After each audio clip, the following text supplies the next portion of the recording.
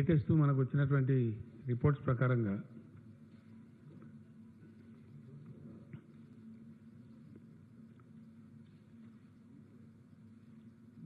మొత్తం తెలంగాణలో ఇప్పటి వరకు ఈరోజు కూడా టెస్ట్ల తర్వాత కొత్తగా 18 మందికి రావడం జరిగింది పాజిటివ్. అవన్నీ కలిపితే 858 కేసులకు ఇప్పటికీ పాజిటివ్ వచ్చింది మన దగ్గర.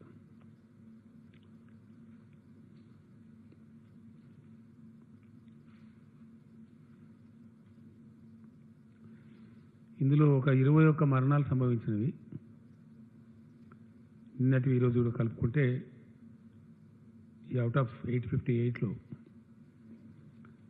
186 మంది మన దగ్గర నుంచి కోలుకొని అన్ని పరీక్షల తర్వాత వాళ్ళు డిశ్చార్జ్ కావడం జరిగింది.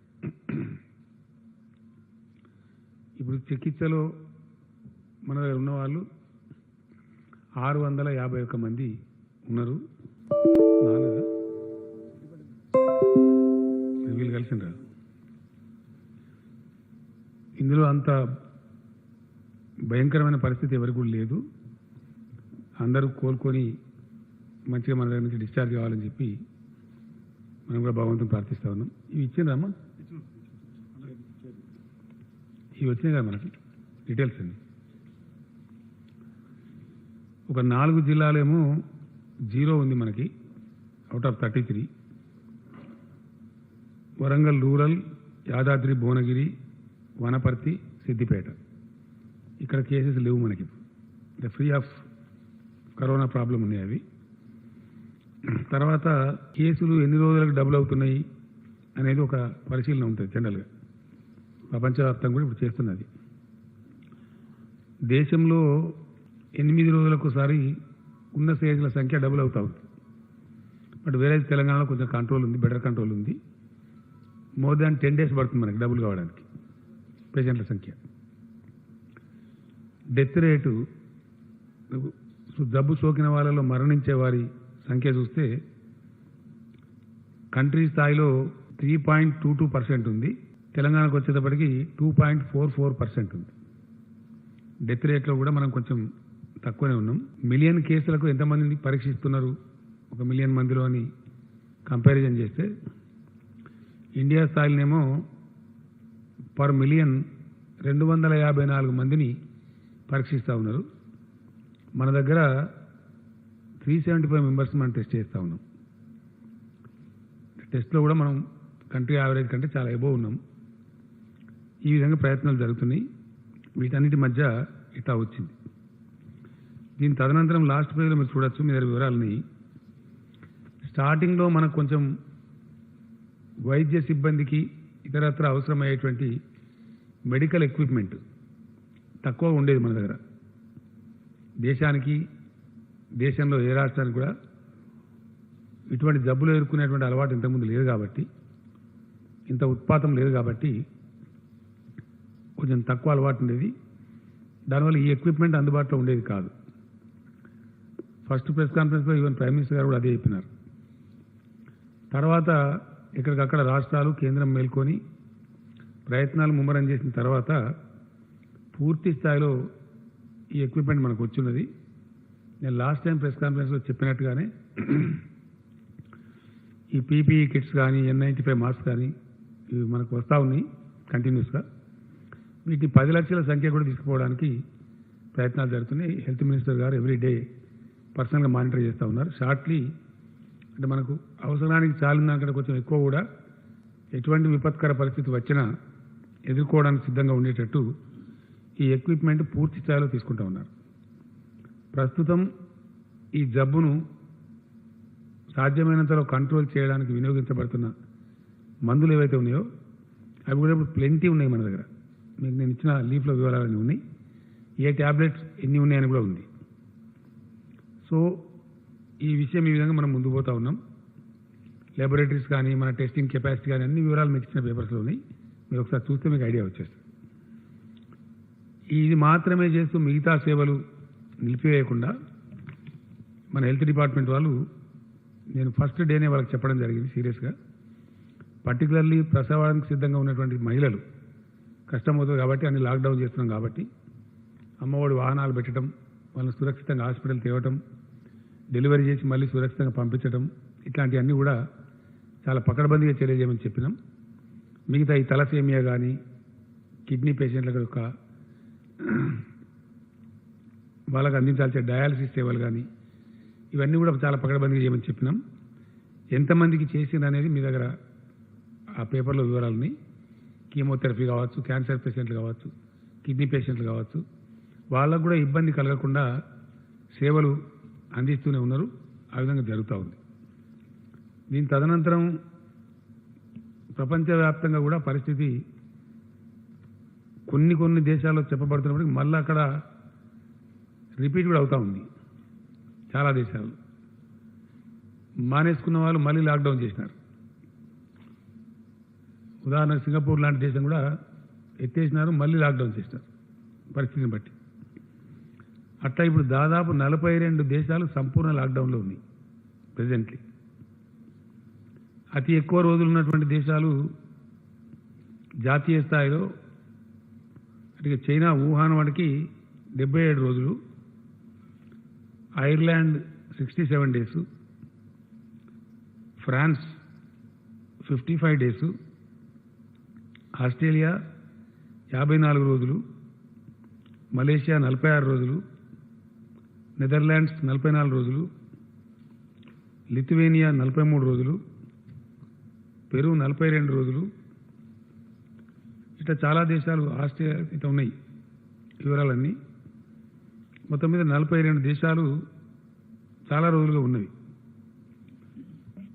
ఇట్లా ఉన్న పరిస్థితుల్లో మన దగ్గర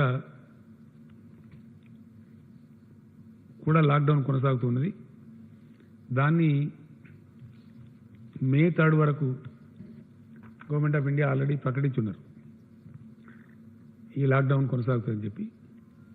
కానీ గవర్నమెంట్ ఆఫ్ ఇండియా చేసినటువంటి ఒక సవరణ ఏంటంటే రేపటి నుంచి 28 తర్వాత కొన్ని విషయాల్లో సడలింపులు ఇస్తున్నామని చెప్పినారు. మేము ఇప్పుడు క్యాబినెట్ చాలా సుదీర్ఘమైన చర్చ తర్వాత కంప్లీట్గా పరిశీలన చేసిన తర్వాత ఎట్టి పరిస్థితులలో తెలంగాణలో ఏ సడలింపు కూడా ఇవ్వదలుచుకోలేదు. No relaxation will be given in the state of Telangana. It's a clear decision. చాలా అన్ని రకాల ముందు వెనక మంచి చెడ్డ రాష్ట్ర ప్రజల ఆరోగ్యం వీటన్నిటి దృష్ట్యా మన దగ్గర వైరస్ తీరుతనులు వీటి దృష్ట్యా ఈ నిర్ణయం తీసుకున్నాం.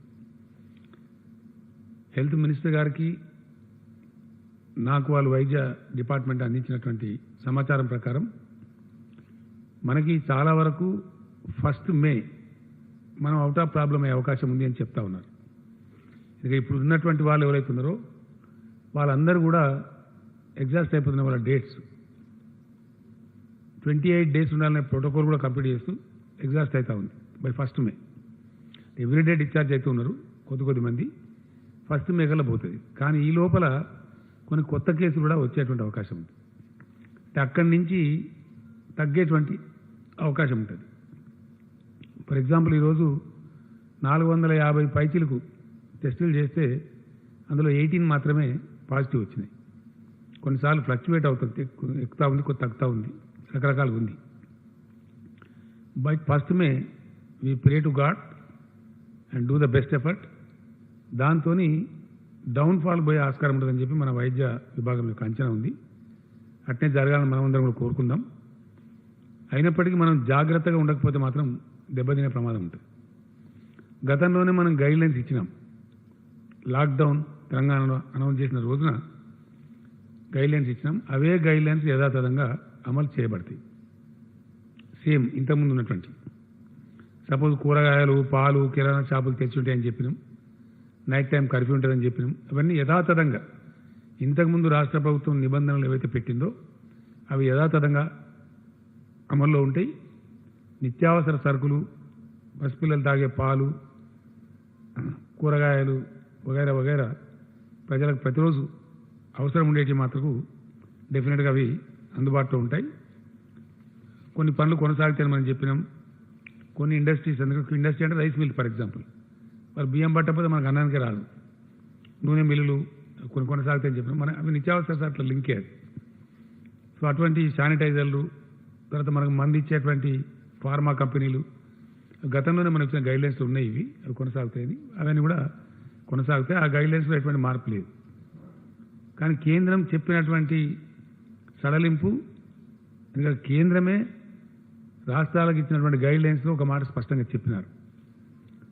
ఏ రాష్ట్రం కానీ దేశంలో, ఏ యూనియన్ టెరిటరీ కానీ మేమిచ్చే మార్గదర్శకాల కంటే ఇంకా స్ట్రిక్టర్ మెజర్స్ అక్కడ స్థానిక పరిస్థితులను బట్టి తీసుకోదలిస్తే తీసుకోవచ్చును, మాకు అభ్యంతరం లేదని చెప్పినారు. ఈ జీవో ఏదైతే 1897 జీవో ఉందో, ఎపిడెమిక్ డిజాస్టర్ మేనేజ్మెంట్ జీవో ఉందో, దాని కింద కేంద్ర ప్రభుత్వానికి ఉన్నటువంటి అధికారులే రాష్ట్ర ప్రభుత్వానికి కూడా ఉన్నాయి. ఆ పవర్ కూడా రాసింది స్పష్టంగా యాక్ట్లో. ఆ యాక్ట్ కిందనే మనం ఇప్పుడు ఈ ఆర్డర్స్ పాస్ చేస్తూ ఉన్నాం. టుడే క్యాబినెట్ కూడా తీసుకున్నది. మన రాష్ట్రంలో 3 భాగాలకు ఇది ఉండేది. ఒకటి విదేశీ ప్రయాణికులు, ఆ చాప్టర్ 100% సుఖాంతమైంది. ఇప్పుడు అందులో ఎవరు చనిపోలేదు. ఇనీషియల్లీ 32 ఉండే నంబరు, అది కొంచెం పెరిగి 64 అయిన ఉండే. కంప్లీట్ ప్రోటోకాల్ ప్రకారం 100% వాళ్ళంతా డిశ్చార్జ్ అయిపోయినారు. ఆ సమయంలో మన దగ్గర క్వారంటైన్లో ఉన్న 26,000 మంది కూడా క్షేమంగా అంతా డిశ్చార్జ్ అయిపోయినారు. ఆ తర్వాత వచ్చినటువంటి నిజాముద్దీన్ ద్వారా వచ్చిన ప్రాబ్లమే మనకు కంటిన్యూ అవుతూ ఉంది. వాళ్ళు, వాళ్ళ ఫ్యామిలీ మెంబర్సు, వాళ్ళ సెకండరీ కాంటాక్టు, వాళ్ళు తిన్న చోట, కూర్చున్న చోట రకరకాలుగా వస్తూ ఉన్నాయి కేసులు. కాబట్టి దాన్ని మనం కంటిన్యూ పరిశోధన చేస్తూ ఉన్నాం. అది ఎక్కడ కట్ అయితే అక్కడ ఆల్మోస్ట్ మనకు సమస్య ఆగిపోయే పరిస్థితి ఉంటుంది. అదర్వైజ్ వేరే ఇంకే రకమైన కేసులన్నీ ఉన్నాయంటే ఒక 13-14 ఫ్రగైల్ కేసెస్ ఉన్నాయి. వాటిని సెర్చ్ చేస్తూ ఉన్నారు. వాళ్ళని తెచ్చి అడ్మిట్ చేసినారు. వాటిని ఆ నంబర్ పెద్దగా లేదు. అటువంటి సూచనలు కూడా మనకి ఎక్కడ పుటమరింపులు లేవు రాష్ట్రంలో. కాబట్టి దీనికి సంబంధించి మనకు బ్రేక్ కనుక దొరికితే చాలా వరకు మన రాష్ట్రం బాగుపడే అవకాశం ఉంటుంది. ఫర్దర్ కేసెస్ రాకుండా ఉండేదానికి కూడా ఆస్కారం ఉంటుంది. మనం అందరం కూడా భగవంతుని ప్రార్థిద్దాం అటువంటి సమయం రావాలని చెప్పి. కానీ ఎందుకైనా మంచిదని మనం ఈ సడలింపులు ఇవ్వటం లేదు. ఒకటి, మే 3 వరకు, అంతకుముందు తెలంగాణ ప్రభుత్వం పెట్టినటువంటి ఏప్రిల్ 30 గడువు ఉండనే ఉంది. దాని మీద భారత ప్రభుత్వం విధించినటువంటి గడువు మే 3 వరకు ఉంది. కాబట్టి మే 3 వరకు ఎలా ఉండి తీరుతుంది. నేను చాలా ఇంటెన్సివ్ సర్వే చేయించినాను. మన క్యాబినెట్ మీటింగ్ కోసం ఏదైతే పిలిచినామో, డెసిషన్ తీసుకోవాలి కాబట్టి జనంలోకి సర్వేలు పంపించినాం. ఆల్మోస్ట్ 94-95% మంది ఖచ్చితంగా ప్రజల అవసరం దృష్ట్యా, ప్రజల ఆరోగ్యం దృష్ట్యా, ప్రజల క్షేమం దృష్ట్యా కఠినంగానే ఉండాలి, లాక్డౌన్ పొడిగించాలి అనే మాట సర్వేలో చాలా స్పష్టంగా వచ్చింది. అభిప్రాయ సేకరణ చేసినాం. దానిలో కూడా చాలా స్పష్టంగా వచ్చింది. కొన్ని టీవీ ఛానల్స్ వాళ్ళు కూడా చాలా విస్తృతమైనటువంటి చర్చ పెట్టినారు. వాళ్ళు ఎలక్ట్రానిక్ సర్వే చేసినారు, టీవీ నుంచి కూడా అడిగినారు, రకరకాలుగా ప్రయత్నాలు చేసినారు. అక్కడ కూడా 92% ఆల్మోస్ట్ వాళ్ళకు కూడా, ఉదాహరణకు ఎన్టీవీ వాళ్ళు ఒకటి చేసినారు, టీ న్యూస్ వాళ్ళు ఒకటి చేసినారు. నేను అనుకోవటం బహుశా టీవీ 9 వాళ్ళు కూడా చేసినట్టుంది. ఎన్టీవీ చేసిన దానిలో 92% వరకు ఆల్ కైండ్స్ ఆఫ్ సర్వేస్ కలిపి లాక్డౌన్ పొడిగించాలని వచ్చింది. ఎక్కడి నుంచి చూసినా ఏ తర్వాత నమస్తే తెలంగాణ పేపర్ వాళ్ళు కూడా చేసినారు. వాళ్ళు కూడా ఇంచుమించు 1-2% అటు ఇటుగా ఇదే అభిప్రాయం ఇచ్చినారు. ఇతర పత్రికలలో వచ్చినటువంటి న్యూస్ కానీ, ప్రజలు వెలువరించినటువంటి అభిప్రాయాలు కానీ ఇంచుమించుగా ఇదే ఉంది. నేను వ్యక్తిగతంగా కూడా అనేక మందితో మాట్లాడడం జరిగింది. కొంతమందికి అడిగి ఆ జిల్లాలో 4 పేర్లు ఇవ్వమని చెప్పి, ఆ నియోజకవర్గంలో 4 పేర్లు ఇవ్వమని వాళ్ళని అడిగినాను, క్రాస్ సెక్షన్ పీపుల్. నేను భయంగా మాట్లాడిన దానిలో అడ్వకేట్స్ ఉన్నారు, డాక్టర్స్ ఉన్నారు, రైతులు ఉన్నారు, కూలీలు ఉన్నారు, అన్ని రకాల వాళ్ళు ఉన్నారు, యంగ్స్టర్స్ కూడా ఉన్నారు. ముక్త కంఠంతో నాకైతే నేను అడిగిన ప్రతి వ్యక్తి, సుమారు నేను ఒక 78 మందితో మాట్లాడినాను. 10 పాత జిల్లాలలో ఒక్కొక్క జిల్లాలో 7, 8, 10 మందితో కూడా మాట్లాడినాం. ఆల్మోస్ట్ తెల్లారు కొంత మాట్లాడినాం, 100 మంది దాకా మాట్లాడినాం. 100% చెప్పినారు. వాళ్ళు అడిగింది ఏంటంటే, లాక్డౌన్ ఎత్తివేసినా, సడలింపు చేసినా ఎందువల్ల చేస్తున్నట్టు, వ్యాధి తగ్గిందా, ఎందువల్ల చేస్తున్నట్టు వాళ్ళు క్వశ్చన్ అడిగినారు, నన్నే అడిగినారు. రెండవది చాలా స్పష్టంగా చెప్పినారు, ఎట్టి పరిస్థితులలో కొనసాగించాల్సిందే, అవసరమైతే మే నెలాఖరు దాకా కూడా కొనసాగించండి, ఇందులో కాంప్రమైజ్ కావద్దు అని కూడా చెప్పిన వాళ్ళు చాలామంది ఉన్నారు. ఇప్పుడు మేము ఈ రాష్ట్ర క్యాబినెట్ ఈరోజు మంచి చెడ్డ అని చూసుకున్న తర్వాత నిర్ణయం తీసుకున్నది ఏంటంటే మే 7th వరకు లాక్డౌన్ పొడిగిస్తా ఉన్నాం. 3rd వరకు ఎట్లా ఉంది దానికి ఒక 4 రోజులు కలిపి lockdown will be continued in the state of Telangana up to May 7th. 7th నాడు రిలీజ్ కాదు, 8th నాడు రిలీజ్ అవుతుంది. 7th కూడా లాక్డౌన్లోనే ఉంటుంది. నేను ఇందాక చెప్పినట్టు గతంలో ఉన్న నిబంధనలే ఉంటాయి. నైట్ కర్ఫ్యూ అట్లాగే ఉంటుంది. చాలా కఠినంగా వ్యవహరించాలని చెప్పి నిర్ణయించుకున్నాం. ఎందుకంటే నిమిషానికంటే మళ్ళీ బాగుండదు. ఈ విషయాన్ని పూర్తిగా సమీక్షించడం కోసం మే 5th నాడు మళ్ళీ క్యాబినెట్ సమావేశం అనుకున్నాం. మే 5th నాటికి ఏం పరిస్థితులు ఉంటాయి, ప్రపంచంలో ఏం పరిస్థితి ఉంటుంది, దేశంలో ఏం పరిస్థితి ఉంటుంది, మన రాష్ట్రం ఏ పరిస్థితి మనం చేరుకుంటాం, వాటన్నిటిని బట్టి ప్రజలు కూడా ఏ మూడ్లో ఉంటారు, ప్రజల ఆలోచన సరళ ఎట్లా ఉంటుంది, వాటన్నిటిని బట్టి భవిష్యత్తు నిర్ణయం తీసుకోవచ్చు అని చెప్పి 5th మే నాడు మళ్ళీ మంత్రివర్గ సమావేశం ఉంది.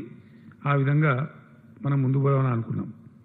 కంటైన్మెంట్ జోన్స్ ఏవైతే ఉన్నాయో అక్కడ చాలా కఠినంగా వ్యవహరించాల్సిన అవసరం ఉంది. నేను డీజీపీ గారిని ప్రత్యేకంగా కూడా కోరినాను. I humbly request all the police officers in the state.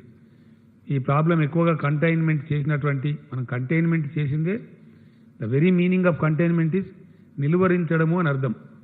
వ్యాధిని ఆ పరిధి దాటకుండా అక్కడికక్కడనే ఆపివేయటం లేదా నిలువరించడం అనేది అర్థం. ఆ నిలువరించడంలో మనం విఫలం కావద్దు ఎట్ ఎనీ కాస్ట్. చాలామంది తిరిగినారు, ఆరోగ్య మంత్రి గారు, మున్సిపల్ మంత్రి గారు, మా చీఫ్ సెక్రటరీ గారు, డీజీపీ గారు, అర్బన్ డెవలప్మెంట్ సెక్రటరీ గారు చాలామంది ఆ కంటైన్మెంట్ ఏరియాస్లో తిరిగినారు. ప్రజలకు చెప్పినారు ఎందుకు కంటైన్ చేయాల్సి వచ్చింది, సమస్య ఏంటి అని చెప్పినారు. కాబట్టి ఆ కంటైన్మెంట్లో ఉన్నటువంటి ప్రజలకు కూడా నేను పదే విజ్ఞప్తి చేస్తూ ఉన్నా. దయచేసి ఎట్టి పరిస్థితులలో చాలా సీరియస్గా మీరు తీసుకోవాలి. మీ వల్ల సమాజానికి నష్టం కలగకూడదు. 100% కంటైన్మెంట్ అధికారులు చెప్పేదాన్ని మీరు ఫాలో కావాలి. ఇది మన రాష్ట్రం కోసం, మన ప్రజల కోసం అవసరం. కాబట్టి వేరే విధంగా అనుకోకుండా అది ఫాలో కావాలని చెప్పి కంటైన్మెంట్ ఏరియాలో ఉండే ప్రజలను నేను కోరుతూ ఉన్నాను. అదేవిధంగా విమాన సర్వీసులు కొన్ని దేశంలో ఫాలో కావచ్చు. 4th నుంచి బుకింగ్స్ చేస్తున్న కొన్ని వార్తలు వస్తున్నాయి. నేను మనవి చేస్తా ఉన్నా విమాన ప్రయాణికులకు 7th దాకా తెలంగాణకు రాకండి దయచేసి. ఎందుకంటే ఇక్కడ మీకు ట్యాక్సీ ఉండదు, క్యాబ్ ఉండదు, హోటల్ ఉండదు, ఏమీ ఉండదు. చాలా కష్టమవుతుంది. జిఎంఆర్ ఎయిర్పోర్ట్ వారికి కూడా చెప్తాం 7th వరకు ఈ నిబంధనలు ఫాలో కావాల్సిందే. ఎందుకంటే మనకి ఇబ్బంది వస్తుంది. మళ్ళీ సిచ్యువేషన్ ఏదో తెలిస్తే కంట్రోల్లో ఉంటాం. కాబట్టి దాన్ని కూడా ప్రయత్నం చేస్తాం. కొన్ని గ్రాసరీస్ సప్లై చేస్తారు. లైక్ బిగ్ బాస్కెట్ లాంటి వాళ్ళు షాప్ ఉన్నారు. గ్రాసరీస్ అంటే కిరాణా సరుకులు, ఇంగ్లీష్లో అయితే ఏదో గొప్ప కూడా గ్రాసరీస్ అంటే కిరాణా సరుకులు, కూరగాయలు ఇట్లాంటి సప్లై చేసే వాళ్ళకి ఇబ్బంది లేదు. ఫ్రూట్స్ కానీ సప్లై చేసే వాళ్ళకి ఇబ్బంది లేదు. కానీ కొన్ని ఉన్నాయి, వాళ్ళ పేరు ఏంటంటే ఒకటి స్విగ్గీ, ఇంకోటి జొమాటో. వీళ్ళు ఫుడ్ సప్లై చేస్తారు. ఇది కొద్దిగా ప్రమాదకరం. రేపటి నుంచి వీళ్ళని బ్యాన్ చేస్తూ ఉన్నాం. ఈరోజు ఆర్డర్స్ ఉంటే ఇచ్చుకోవచ్చు, కానీ రేపు పొద్దు నుంచి మాత్రం ఎట్టి పరిస్థితిలో ఈ స్విగ్గీ అనేది, జొమాటో అనేది రాష్ట్రంలో అనుమతించాం. వాళ్ళు ఒకవేళ అతిక్రమించిన మాటకు వాళ్ళ మీద చర్యలు తీసుకుంటాం. కారణం ఏంటంటే వేరే ఇతర ప్రాంతాల్లో మన దేశంలో ఒక పిజ్జా ఆ పిజ్జా అనేది తెప్పిస్తే 69 మంది దాంతో ఎఫెక్ట్ అయిపోయింది. ఢిల్లీ దేశ రాజధానిలో 69 మెంబర్స్ ఎఫెక్ట్ అయ్యారు. ఒక వ్యక్తి పిజ్జా తెచ్చిస్తే. మరి ఈ సపరేట్గా ఇంటికాడ మంచిగా ఇంత వండుకొని వెళ్ళిపోయా మీరు తినక ఎందుకు మనకు అది ఈ పిజ్జా ఎందుకు, బొజ్జా ఎందుకు, దాంతో సపరేట్ ఎందుకు నాకు అర్థం కాదు. ఏదో ఒకటి పప్పు ఒకరితో శుభ్రంగా ఇంట్లో ఉడికేసుకొని వేడివేడిగా తినేస్తే మనకు నవ్వొస్తుంది, కానీ సేఫ్టీ ఉంటుంది, మంచిగా ఉంటాం. 4 రోజులు కష్టం వస్తే ఓర్చుకోవాలి కదా. ఈ 10-15 రోజులు పిజ్జా తినకపోతే మేము చచ్చిపోతామా? ఎందుకు అనవసరంగా? దాంతో వచ్చేయలేదు, పోయేయలేదు. ప్రాణం కంటే ఏది కూడా విలువైంది కాదు. దయచేసి ఎట్టి పరిస్థితులలో అది దాన్ని అలో చేయం. ప్రజలకు నేను విజ్ఞప్తి చేస్తాను, అవి బంద్ చేయండి. ఈ 10-15 రోజులు మంచిది కాదు. మే 7th దాకా మాత్రం కఠినంగా బంద్ చేయాలి. బయట నుంచి తినుబండారాలు తెప్పించుకోకండి. మీకు అత్యవసరమైతే కిరాణా సరుకులు తెప్పించుకోండి, కూరగాయలు తెప్పించుకోండి, అంత అత్యవసరం ఉంటే అంతవరకు కానీ చేయదు దయచేసి. పండగలు, ప్రార్థనలు ఎట్టి పరిస్థితుల్లో ఎవరైనా సరే ఇందలనే చేసుకోవాలి. అది రంజాన్ కానీ, హిందువులు కానీ, క్రైస్తవులు కానీ, ఎవరైనా కానీ దయచేసి ఏ ఒక్క వర్గానికో ఏ ఒక్క మతానికో ఇది పరిమితం కాదు. Everybody has to follow the rule very strictly. సామూహిక ప్రార్థనలు అనుమతించబడవు. అన్ని లాక్డౌన్ అయిపోయినాయి. నాకు చాలా సంతోషం. మొన్న ఓల్డ్ సిటీలో మన ఫేమస్ మస్జిద్ మక్కా మస్జిద్లో కూడా కేవలం ఇమాం సాబ్తో ఒక 2-3 ఉండే ప్రార్థన చేసినారు. మన జుమ్మా మస్జిద్ కూడా ఆ ట్రెండ్ చాలా మంచిది మనకి. కాబట్టి అందరూ కూడా అదే ఫాలో కావాలి. అన్ని ఆలయాలు మూసేసినారు. తిరుపతి దేవస్థానం మూసేసినారు, శ్రీశైలం మూసేసినాం, మన దగ్గర వేములవాడ మూసేసినాం, యాదాద్రి మూసేసినాం, భద్రాచలం మూసుకున్నాం. ఈవెన్ శ్రీరామ నవమి పట్టాభిషేకం కూడా జరుపుకోలేదు మనం. ఇవన్నీ కూడా కళ్యాణం, స్వామివారి కళ్యాణమైన లిమిటెడ్గా చేసుకున్నాం. కాబట్టి ఎవరమైనా మినహాయింపు లేకుండా దయచేసి any religious congregation is not allowed. ఏ మతం యొక్క సామూహిక కార్యక్రమాలు అనుమతించబడవు. ఆ విషయంలో చాలా స్ట్రిక్ట్గా ఉంటారు. 100% దాన్ని అందరూ కూడా ఫాలో కావాల్సిందే. కాబట్టి ఆ రకంగా ముందుకోవాల్సినటువంటి అవసరం ఉంటుంది. మనం భవిష్యత్తు దృష్ట్యా, ప్రజల యొక్క ఇంట్రెస్ట్ దృష్ట్యా ఈ చర్యలు తీసుకోక తప్పదు. కాబట్టి దాన్ని అన్నిదా భావించద్దు. ఆ విధంగానే అందరు దయచేసి సహకారం చేయాలి. ఇప్పటిదాకా మంచి సహకారం అందిస్తూ ఉన్నారు ప్రజలు, చాలా సంతోషం. ప్రజాప్రతినిధులు కూడా అందరూ పాల్గొంటూ ఉన్నారు. విశేషించి గ్రౌండ్లో ఉండే ప్రజాప్రతినిధులు చాలా బాగా పనిచేస్తూ ఉన్నారు. వ్యవసాయ కొనుగోళ్లకు సంబంధించి కూడా మంచి కోఆర్డినేషన్ జరుగుతూ ఉంది. వ్యవసాయ మంత్రి గారు కూడా నిరంజన్ రెడ్డి గారు కొన్ని జిల్లాలు పర్యటన చేశారు. టైం బాగాలేకున్నా కొన్ని చోట్ల వారు కూడా స్వయంగా కొనుగోలు కేంద్రాలు ప్రారంభించారు. వారితో పాటు అన్ని జిల్లాల మినిస్టర్స్ ఈ కొనుగోలును పర్యవేక్షిస్తూ ఉన్నారు. చాలా ఎఫెక్టివ్గా జరుగుతూ ఉంది, బాగా జరుగుతూ ఉంది. చాలా సంతోషం. అయితే అట్లే అదేవిధంగా జరగాలి. శానిటైజేషన్, పారిశుద్ధ్యం చాలా బాగా నిర్వహిస్తూ ఉన్నారు. ఆ క్లోరిన్ ద్రావకాన్ని కూడా పిచికారీ చేయించడంలో మన సర్పంచులు, మన గ్రామ పంచాయతీ సిబ్బంది, మన మున్సిపాలిటీలు, మున్సిపల్ సిబ్బంది, అధికారులు అద్భుతంగా పనిచేస్తూ ఉన్నారు. In a way I'm very happy. చాలా చాలా ఆశించిన రీతిలో పనిచేస్తూ ఉన్నారు. సర్పంచులు, స్థానిక సంస్థల ప్రతినిధులు, municipal corporators, councillors, chairmans, mayors అందరూ కూడా శక్తివంచన లేకుండా పనిచేస్తూ ఉన్నారు. 2-3 విషయాలలో స్టార్టింగ్లో కొంత ఇన్యాక్టివ్ ఉన్నా ఇప్పుడు మటుకు ఎవ్రీబడి ఈజ్ యాక్టివ్. ఈ పారిశుద్ధ్య పనులే కాకుండా వాళ్ళ ఊళ్ళను కాపాడుకోవడమే కాకుండా కంటైన్మెంట్ జోన్స్ను మెయింటైన్ చేయడమే కాకుండా సోషల్ వెల్ఫేర్ కూడా ఎవరైనా ఇతర రాష్ట్రాల వాళ్ళు ఉన్నా, ఎవరన్నా లేని పేదవాళ్ళు ఉన్నా బాగా ఆదుకుంటూ ఉన్నారు. ఎక్కడికక్కడ అన్నదానం చేయడం కానీ, నిత్యావసరాల సరుకులు పంపిణీ చేయడం కానీ చేస్తూ ఉన్నారు. కొన్ని సంస్థలు కూడా దాతృత్వ విధానంలో ముందుకొచ్చి వాళ్ళు కూడా చేస్తూ ఉన్నారు.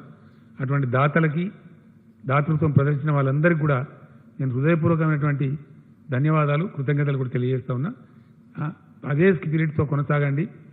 మన రాష్ట్రంలో ఎవరొక్కరు ఉపాసం ఉన్నా మనకు మర్యాద కాదు, మన గౌరవం కాదు. ఈ సంకట స్థితిలో, క్రైసిస్ ఉండే సమయంలో ఏ ఒక్క వ్యక్తి కూడా పస్తులు ఉండకుండా దయచేసి అందరు సర్పంచులు, అందరు కౌన్సిలర్లు, అందరూ మండలాధ్యక్షులు, జడ్పీ చైర్మన్లు, జడ్పీటీసీలు, మున్సిపల్ చైర్మన్లు, మేయర్లు, ఎమ్మెల్యేలు, మినిస్టర్లు, అధికారులుగా ఆల్రెడీ చెప్పినాం. వీళ్ళందరూ కూడా పాల్గొనాలి, పూనుకోవాలి. ఎక్కడ ఒక వ్యక్తి దయచేసి ఉపవాసం ఉండద్దు. ఎక్కడ ఒక వ్యక్తి ఆరోగ్యం కోసం కూడా ఇబ్బంది పడద్దు. 0-100కి మేము డయల్ చేయమని చెప్పినాం. చేస్తూ ఉన్నారు కొంతమంది. పోలీసు కూడా ఎఫెక్టివ్గా వాళ్ళని ఆదుకుంటూ ఉన్నారు. అదేవిధంగా కొనసాగాలని చెప్పి నేను కోరుతూ ఉన్నాను. ప్రజాప్రతినిధులు, ఉద్యోగులు వీళ్ళకి ఇచ్చినటువంటి వేతనాలు ఏవైతున్నాయో గతంలో ఇచ్చిన వేతనాలే ఇప్పుడు కూడా ఈ మంత్ కూడా ఇవ్వబడతాయి. ఏప్రిల్ నెల వేతనాలు కూడా అట్లనే ఇవ్వబడతాయి.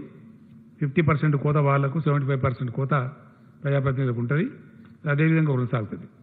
పెన్షనర్స్ ఎవరైతే ఉన్నారో దాంట్లో ఒక 1,11,000 కుటుంబాలు సెకండ్ పెన్షనర్స్ ఉన్నారు. పాపం వాళ్ళు అంటే పెన్షనర్, ఒరిజినల్ పెన్షనర్ చనిపోయి వాళ్ళ భార్యలో స్పౌస్ ఉన్న కేసులో ఫ్యామిలీ పెన్షన్ అంటారు దాన్ని. ఫ్యామిలీ పెన్షన్ స్వీకరించే వాళ్ళు మన రాష్ట్రంలో 1,11,000 కుటుంబాలని. అయితే వాళ్ళకు ఒరిజినల్ పెన్షన్ వచ్చే దాంట్లో 50% వాళ్ళకు వస్తుంది.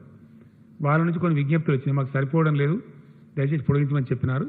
సో పెన్షనర్లందరికీ కూడా 75% శాలరీ, ఇంతకుముందు 50% అనుకున్నాం, వాళ్ళకి 75% శాలరీ ఇవ్వడం జరుగుతుంది ఏప్రిల్ మాసానికి.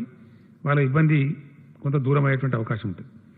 అదేవిధంగా వైద్య సిబ్బంది, మున్సిపల్ సిబ్బంది, హెచ్ఎండబ్ల్యూఎస్ సిబ్బంది, గ్రామ పంచాయతీ పారిశుద్ధ్య సిబ్బందికి ఇచ్చే నగదు ప్రోత్సాహకం ఏదైతే గతంలో ఇచ్చినామో ఏప్రిల్ మాసానికి కూడా ఆ ప్రోత్సాహకం కొనసాగుతూ ఉంటుంది.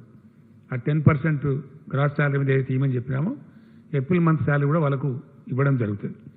వారితో పాటు చాలామంది పోలీస్ సిబ్బంది అద్భుతంగా పనిచేస్తూ ఉన్నారు, రాత్రింబవలు కృషి చేస్తూ ఉన్నారు. వారు కంటి మీద నిద్ర లేకుండా కూడా పనిచేస్తున్న సందర్భాలు చాలా ఉన్నాయి. వాళ్ళు లైఫ్ రిస్క్ చేసి ఎండనక వాననక తిండి ఉండి లేక పనిచేస్తున్నారు. పోలీస్ సిబ్బంది కూడా ఈ నెల శాలరీ ఇచ్చేటప్పుడు 10% వాళ్ళు కూడా గ్రాస్ శాలరీ మీద సీఎం గిఫ్ట్ కింద ఇవ్వని ఈరోజు క్యాబినెట్ డిసైడ్ చేసింది. పోలీస్ సిబ్బందికి కూడా ఆ యొక్క సదుపాయాన్ని ఎక్స్టెండ్ చేస్తున్నాం. మనకు విద్యుత్ కార్మికులు రాత్రింబవళ్ళు పనిచేసి వాళ్ళు జనరేషన్లో కావచ్చు, ట్రాన్స్మిషన్లో కావచ్చు, డిస్ట్రిబ్యూషన్లో కావచ్చు చాలా అద్భుతంగా పనిచేస్తూ ఉన్నారు. వాళ్ళు చేసినారు కాబట్టి గొప్ప పంటలు పండినాయి రాష్ట్రంలో. మనకు 24 అవర్స్ క్వాలిటీ పవర్ సప్లై కూడా వస్తూ ఉంది. ఈ శాఖలో అందరూ కూడా కీలకమైన అధికారులే. కాకపోతే చిన్న స్థాయి ఉద్యోగులు చాలా పెద్ద సంఖ్యలో ఉన్నారు. వాళ్ళను O&M సిబ్బంది అంటారు, ఆపరేషన్ అండ్ మెయింటెనెన్స్ సిబ్బంది అంటారు. వారితో పాటు కొంతమంది ఆర్టిజాన్స్ కూడా ఉంటారు. ఎలక్ట్రిసిటీ దాంట్లో పనిచేసేటువంటి O&M సిబ్బంది ఆర్టిజాన్స్ కలిపి మన రాష్ట్రంలో 34,512 మంది ఉన్నారు. జెన్కో, ట్రాన్స్కో, డిస్ట్రిబ్యూషన్ కంపెనీస్ అన్నీ కలిపి ఈ O&M సిబ్బంది మరియు ఆర్టిజాన్స్ ఈ పవర్ దాంట్లో 34,512 మంది ఉన్నారు. గతంలో వీళ్ళకి 50% శాలరీ ఇచ్చినాం. బట్ ఈ నెల 100% శాలరీ ఇవ్వాలని చెప్పి క్యాబినెట్ డిసైడ్ చేసింది. వాళ్ళ సేవలు అత్యవసరం కాబట్టి వాళ్ళకు 100% శాలరీ ఇవ్వడం జరుగుతుంది. ఈ విధంగా ఈ కొంత రిలీఫ్ వీళ్ళకి రావడం జరుగుతూ ఉంది. అట్లానే డిజాస్టర్ మేనేజ్మెంట్ యాక్ట్ ప్రకారం ఈరోజు క్యాబినెట్ నిర్ణయించింది, ఆదేశాలు చీఫ్ సెక్రటరీ గారు జారీ చేస్తున్నారు. ఖచ్చితంగా ఇళ్ల కిరాయిదారుల నుంచి వాళ్ళ దగ్గర ఇప్పుడు వాళ్ళు సంపాదించుకునే పరిస్థితి లేదు. రాష్ట్రం దేశం లాక్డౌన్లో ఉంది, బిజినెస్లు ఆగిపోయినాయి. కాబట్టి ఎవరైతే ఇళ్లలో ఉండే కిరాయిదారులు ఉన్నారో మార్చ్, ఏప్రిల్, మే ఈ 3 నెలల కిరాయిలు వసూలు చేయవద్దని చెప్పి ఓనర్లను ప్రభుత్వం ఆదేశిస్తూ ఉంది. 3 months డిఫర్మెంట్ ఇవ్వాలి. ఇప్పుడు వసూలు చేయవద్దు, వాళ్ళ దగ్గర డబ్బు లేదు, ఆదాయం లేదు. కాబట్టి తర్వాత నెలలలో దాన్ని వాయిదాల వారీగా అడ్జస్ట్ చేసుకోవాలి. కానీ ఎట్టి పరిస్థితులలో కిరాయిదారులు మాత్రం వసూలు చేయవద్దు. ఇది అప్పీల్ కాదండి, ఈ యాక్ట్ కింద రాష్ట్ర ప్రభుత్వానికి ఉన్న అధికారం. It's a order by the cabinet. దాన్ని ఖచ్చితంగా పాటించాలి. ఎవరైనా ఇబ్బంది పెడితే 100 డయల్ చేసి చెప్పవచ్చు. అట్లా ఇబ్బంది పెట్టిన ఓనర్ల మీద కఠినమైన చర్యలు కూడా తీసుకోవడం జరుగుతుంది. కాబట్టి ఓనర్లందరినీ మేము రిక్వెస్ట్ చేస్తూ ఉన్నాం, ఈ కఠిన సమయంలో కిరాయిదారులను దయచేసి సతాయించవద్దు. అందరిని మనం సమాజం కలిస్తేనే లాభం చేయగలుగుతాం. కాబట్టి ఒకరికొకరు అండగా ఉండాలి. కాబట్టి ఈ టైంలో దయచేసి వారిని ఇబ్బంది పెట్టని కోరుతూ ఉన్నాం. అదేవిధంగా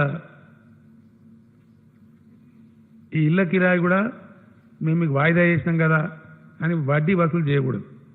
ఎలాంటి వడ్డీ లేకుండా వాయిదాల పద్ధతిలో తీసుకోవాలి తప్ప మీకు మేము డిఫర్మెంట్ ఇచ్చినాం కాబట్టి వడ్డీ కట్టాలా అని మళ్ళీ అదొక ఇబ్బంది పెట్టకూడదు.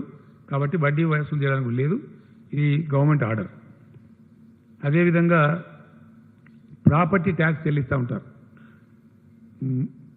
జిహెచ్ఎంసీ కావచ్చు, మున్సిపాలిటీస్ కావచ్చు, ఇతర కావచ్చు. 2019-20 సంవత్సరానికి సంబంధించి జనరల్గా ఇది ఎట్లా ఉంటుందంటే 1 month లాటర్ కడతా ఉంటారు. మార్చి ట్యాక్స్ అంతా ఏప్రిల్లో కడతా ఉంటారు జనరల్గా. వాళ్ళు కట్టడంలో కొంత విఫలమైనారు. వాళ్ళకు ఒక రిలాక్సేషన్ ఇచ్చింది ఇలా క్యాబినెట్.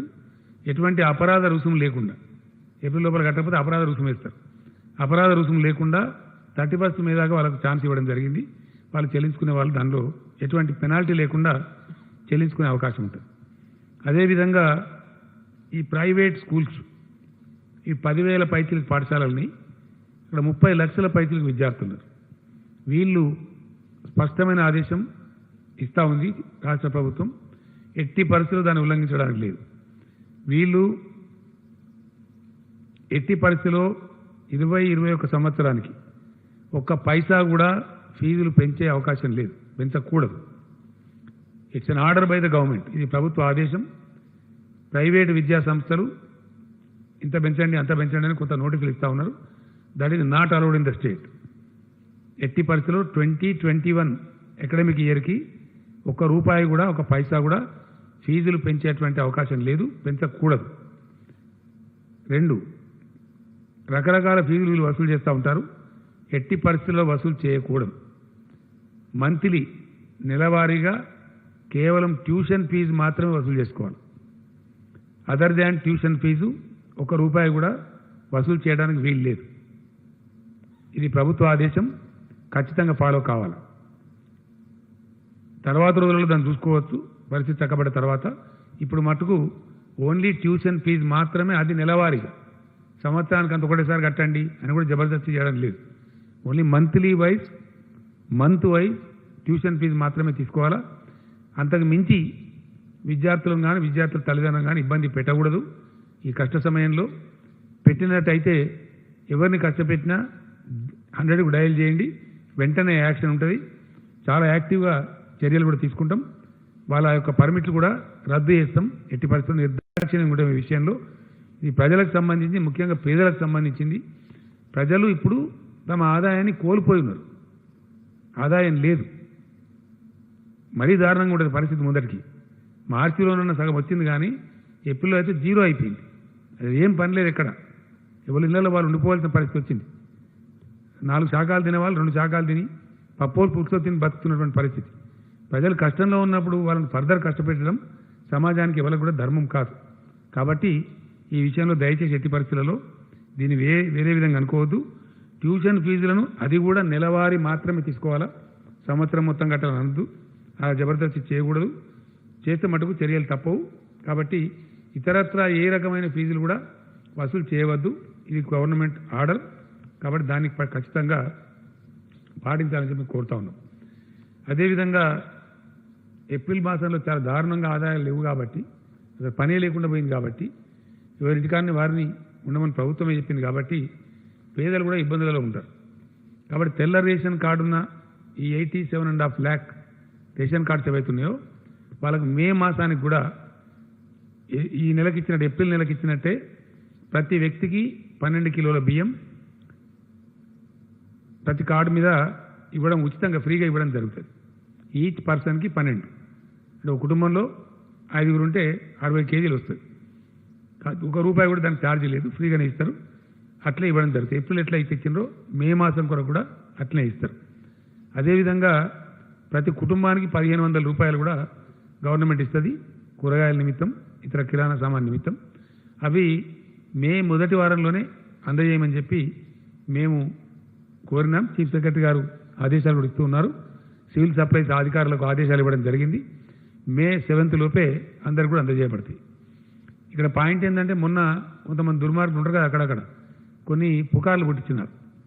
₹1500 బ్యాంకులో వేసినాం. ప్రజలు ఈ విషయాన్ని బాగా గమనించాలి. సామాజిక కార్యకర్తలు దయచేసి గ్రామాల్లో ప్రచారం చేయాలి, సర్పంచులు కూడా ప్రచారం చేయాలి. ఒకసారి గవర్నమెంటు మీ అకౌంట్లో డబ్బులు వేసిన తర్వాత వాపస్ పోవు, మీ డబ్బు మీకే ఉంటుంది. బ్యాంకుల కాడ ఒకటేసారి గుమిగూడి అక్కడ రద్దీ పెంచి అట్లాంటి బాధ మీకు అవసరం లేదు. మీకు ప్రతి ఒక్క వ్యక్తికి డబ్బులు వస్తాయి. అది నెల రోజుల పాటు మీ ఇష్టం ఉన్నప్పుడు తీసుకోవచ్చు, ఎప్పుడైనా తీసుకోవచ్చు. ఒకసారి బ్యాంకులో జమ అయినాయి అంటే తిరిగి వాపస్ పోవు. కొంతమంది అనవసరంగా మనం పుకార పుట్టించి వాపస్ పోతాయని చెప్తే బ్యాంకుల కాడ రద్దీ పెరిగింది, రష్ పెరిగింది. అది మంచిది కాదు. ఈ చట్టం ప్రకారమే మనం గుమి కూడవద్దనేది మన ఆలోచన. కాబట్టి గుమి కూడవద్దు. దయచేసి మంచిగా వెసులుబాటు, ఓ ఉదయం తీసుకోండి, కొందరు మధ్యాహ్నం తీసుకోండి, కొందరు రేపు తీసుకోండి, కొందరు ఎల్లుండి తీసుకోండి, ఎప్పుడైనా సరే తీసుకోవచ్చు. మీ డబ్బు మీకు అక్కడ సేఫ్గా ఉంటుంది. అది వాపసు పోయే ప్రశ్నే లేదు. అది ఎట్టి పరిస్థితులలో మీ డబ్బులు మీరు సేఫ్గా తీసుకోవచ్చు. కాబట్టి దానికి ఆత్రపడి బ్యాంకుల దగ్గర రష్ పెంచద్దు, అది మనకే మంచిది కాదు. పేదలకు మన రాష్ట్రంలో సుమారుగా ఇచ్చే 40 లక్షల మంది పేదలకు ఇచ్చే ఆసరా పెన్షన్స్ ఏవైతే ఉన్నాయో అవి యథావిధంగా వాళ్ళకి ₹2016 ఇవ్వబడతాయి. అందులో ఏం కోత లేదు. మే మాసానికి కూడా పూర్తి ఆసరా పెన్షన్లు వాళ్లకు అందజేయడం జరుగుతుంది. ఎవరైతే ఇతర రాష్ట్రాల కూలీలు, మైగ్రాంట్ లేబర్ అంటే వలస కూలీలు ఉన్నారో మన రాష్ట్రంలో ఉన్నవాళ్ళు, వాళ్ళకు మొన్న ఏ పద్ధతి అయితే ఇచ్చినామో, ఒకవేళ కూలీ ఒక్కడే ఉంటే, ఇండివిజువలే ఉంటే ఆయనకు 12 కేజీల రైస్ ఇస్తారు, ₹500 ఇస్తారు. ఒకవేళ వలస కూలీది ఫ్యామిలీ ఉంటే సేమ్ మన ఫ్యామిలీకి ఇచ్చినట్టే వాళ్ళకు కూడా ₹1500 ఇస్తారు. ఎంతమందిని అంతమందికి 12 కిలోల కాడికి రైస్ ఇస్తారు. వాళ్ళు ఇద్దరు ఉండని, ముగ్గురు ఉండని, ఎందరు ఉన్నా ఈచ్ 12 కేజీ రైస్ ఇస్తారు. ఫ్యామిలీ కాబట్టి వాళ్ళకు కూడా ₹1500 కూడా ఇస్తారు. ఆ విధంగా వాళ్ళు దాన్ని ఉపయోగించుకోవాలి. వాళ్ళు బెంబేలు ఎత్తాల్సిన అవసరం లేదు. ఆ రకంగా వాళ్ళకు కూడా రాయితీలు ఉంటాయి. కొంత పరిశ్రమల వాళ్ళు కూడా మాకు కూడా ఇబ్బంది ఉంది, మా ప్రొడక్షన్ లేదు, వాటిని మేము విద్యుత్ ఛార్జీలు చెల్లించే పరిస్థితి లేదు, మీరే బంద్ చేయమని లాక్డౌన్ పెట్టిండ్రు, జీతాలు కూడా కార్మికులకు ఇవ్వమన్నారు, కాబట్టి చేయలేమని చెప్పి వాళ్ళు కొన్ని రిక్వెస్ట్లు పెట్టినారు. దాన్ని కూడా క్యాబినెట్ డిస్కస్ చేసింది, ఈరోజు కొన్ని కన్సిడర్ చేసింది. ఈ లాక్డౌన్ పీరియడ్లో వాళ్ళు చెల్లించాల్సినటువంటి ఫిక్స్డ్ ఛార్జెస్ అని ఉంటాయి వాళ్ళకి, దానికి డిఫర్మెంట్ ఇస్తూ ఉన్నారు. ఏప్రిల్ మే మాసాలకి, ఏప్రిల్ మే మాసం యొక్క ఫిక్స్డ్ ఛార్జెస్ పరిశ్రమల వాళ్ళకి రద్దు చేయబడతా ఉన్నాయి. ఫిక్స్డ్ ఛార్జ్ అంటే ఏంటంటే కరెంటు వాడినా వాడకపోయినా కట్టే బిల్లులు అవి వసూలు చేయబడతాయి. ఇవాళ వాడలేదు కాబట్టి కరెంటు ఛార్జ్ వచ్చే ఆస్కారమే లేదు, కాబట్టి they are not any problem. గతంలో ఎవరైనా ఇప్పుడు బిల్లులు సకాలంలో ఒకవేళ చెల్లిస్తామంటే ఒక 1% వాళ్ళకి రిబేట్ కూడా ఇస్తారు. అదేవిధంగా లాక్డౌన్ పీరియడ్లో ఎవరైతే కొన్ని పరిశ్రమలు జరిగేవి పవర్ ఛార్జెస్ ఉంటాయో సకాలంలో వాళ్ళు చెల్లించినట్టు, లైక్ ఫార్మా ఇండస్ట్రీ మనం పర్మిట్ చేసినాం, రైస్ మిల్ మనం పర్మిట్ చేసినాం, ఇట్లా కొన్ని ఉన్నాయి కదా, ఇతరత్ర వాళ్ళని నడుపుకొని చేసినా కూడా మనం పర్మిట్ చేసినటువంటివి వాళ్ళు కూడా సకాలంలో బిల్ పే చేస్తే వాళ్ళకు కూడా 1% రిబేట్ కూడా ఇవ్వడం జరుగుతుంది. ఆ విధంగా ఉంటుంది. ఈ డిఫర్మెంట్ ఏదైతే ఇచ్చిండ్రో ఈ ఏప్రిల్ మే మాసానికి పరిశ్రమలకు ఈ 2 నెలల బిల్లులకి ఫిక్స్డ్ ఛార్జెస్ మీద రిబేట్ అయితే ఇచ్చిండ్రో ఇవి తర్వాత వాళ్ళు వాయిదాల రూపంలో కట్టాలి. గతంలో పద్ధతి ఏంటంటే వాళ్ళు దీని మీద పెనాల్టీ కట్టాలి. ఇప్పుడు పెనాల్టీ మాఫీ చేయడం జరిగింది, పెనాల్టీ చెల్లించాల్సినటువంటి అవసరం లేదు. ఆ డిలే పేమెంట్ పెనాల్టీ ఏదైతే ఉంటుందో ఆ విధంగా దానికి ప్రాబ్లం లేదు. అదేవిధంగా చెప్పిన నేను already told, I think Aasara pension చెప్పాను కదా, చెప్పాను. సో అదేవిధంగా వైద్య సిబ్బందికి నా యొక్క ధన్యవాదాలను తెలియజేస్తూ ఉన్నా. ఎందుకంటే చాలా మంచి పని వాళ్ళు చేస్తూ ఉన్నారు, స్థైర్యం కోల్పోకుండా అద్భుతంగా చేస్తూ ఉన్నారు. మీకు ఇచ్చిన దానిలో వివరాలని ఇప్పుడు వాళ్ళకు సిబ్బందికి ఎటువంటి ఇబ్బంది లేకుండా అన్ని ఎక్విప్మెంట్స్ కానీ మెడిసిన్స్ కానీ మంచి చెడ్డ అన్నీ కూడా ఉన్నాయి. ఇలా మెడికల్ డిపార్ట్మెంటు వాళ్ళకు మంచి వార్త ఏంటంటే ఈ గచ్చిబౌలి స్పోర్ట్స్ కాంప్లెక్స్ ప్రపంచవ్యాప్తంగా కూడా ఏమైందంటే రకరకాల దేశాలలో రకరకాల క్రీడలు జరుగుతూ ఉంటాయి, క్రీడోత్సవాలు కూడా జరుగుతూ ఉంటాయి. ఒలింపిక్స్ కావచ్చు, జాతీయ స్థాయి క్రీడలు కావచ్చు, రకరకాలు జరుగుతాయి. వాటిని ఏం చేస్తారంటే అక్కడ నిర్మించినటువంటి ఏషియాడ్ కూడా జరిగింది మన ఇండియాలో, ఇందిరాగాంధీ గారు ప్రైమ్ మినిస్టర్ ఉండే రోజుల్లో. స్పోర్ట్స్ విలేజెస్ అని కడతారు, వచ్చిన క్రీడాకారులు వాళ్ళ వసతులు కల్పించాలని చెప్పి కడతారు. తర్వాత ఏం చేస్తారంటే వాటిని సమాజానికి ఉపయోగపడాలి కాబట్టి తీసేసి వేరియస్ గవర్నమెంట్ డిపార్ట్మెంట్స్ కానీ ఇస్తారు, లేకపోతే అమ్మేస్తారు. మన గచ్చిబౌలి స్టేడియం ప్రత్యేకమైన క్రీడల కోసం కట్టిందే. అప్పుడు 78 ఎకరాల జాగా వాళ్ళు తీసుకొని గవర్నమెంట్ నుంచి కట్టినారు. కొన్ని ఫ్లాట్స్ అమ్మేసినారు, కొన్ని విల్లాస్కు జాగాలు ఇచ్చినారు, అదంతా అయిపోయింది. ఈ మిగిలిన భవనం కూడా ఒకటి ఐడియల్గా పడి ఉంది. చాలాసార్లు మనం అనుకున్నాం, తెలంగాణ హైకోర్టు ఏర్పడినప్పుడు కూడా అవసరం కూడా ఆ బిల్డింగ్ వాడదాం అనుకున్నాం. జడ్జీలు కూడా పోయి అప్పుడు ఇన్స్పెక్షన్ కూడా చేసినారు, కానీ అది వాడలేదు. తర్వాత హైకోర్టు బైఫర్కేట్ అయిపోయింది. ఇప్పుడు ఆ స్పోర్ట్స్ కాంప్లెక్స్ను ఆ 14 అంతస్తులతో కూడుకున్న 540 రూమ్ల బిల్డింగ్ని హెల్త్ డిపార్ట్మెంట్ ట్రాన్స్ఫర్ చేయడం జరిగింది. క్రీడా శాఖ నుంచి హెల్త్ డిపార్ట్మెంట్కి ఇస్తూ ఇలా క్యాబినెట్ నిర్ణయం తీసుకున్నది. దాని కింద 9 ఎకరాల 16 గుంటల భూమి ఉంది. ఆ ల్యాండ్ కూడా హెల్త్ డిపార్ట్మెంట్ వారికే ట్రాన్స్ఫర్ చేసినాం. రేపటి నుంచి దాని హక్కులు హెల్త్ డిపార్ట్మెంట్ వారికే ఉంటాయి. అయితే అక్కడ ఇప్పటికే ఆరోగ్య శాఖ మంత్రి గారు, నా ప్రిన్సిపల్ సెక్రటరీ నరసింహరావు గారు వీరందరూ కూడా శ్రద్ధ వహించి ఆరోగ్య శాఖ వారు కూడా వార్ ఫుడ్ బేసిస్లో 1500 కెపాసిటీ బెడ్స్ ఇప్పుడు తయారు చేసినారు. రేపటి నుంచి వస్తున్నారు అందరూ. ఫ్రమ్ టుమారో అది ఫుల్ యూజ్లోకి వస్తూ ఉంది, 100% యూజ్లోకి వస్తూ ఉంది.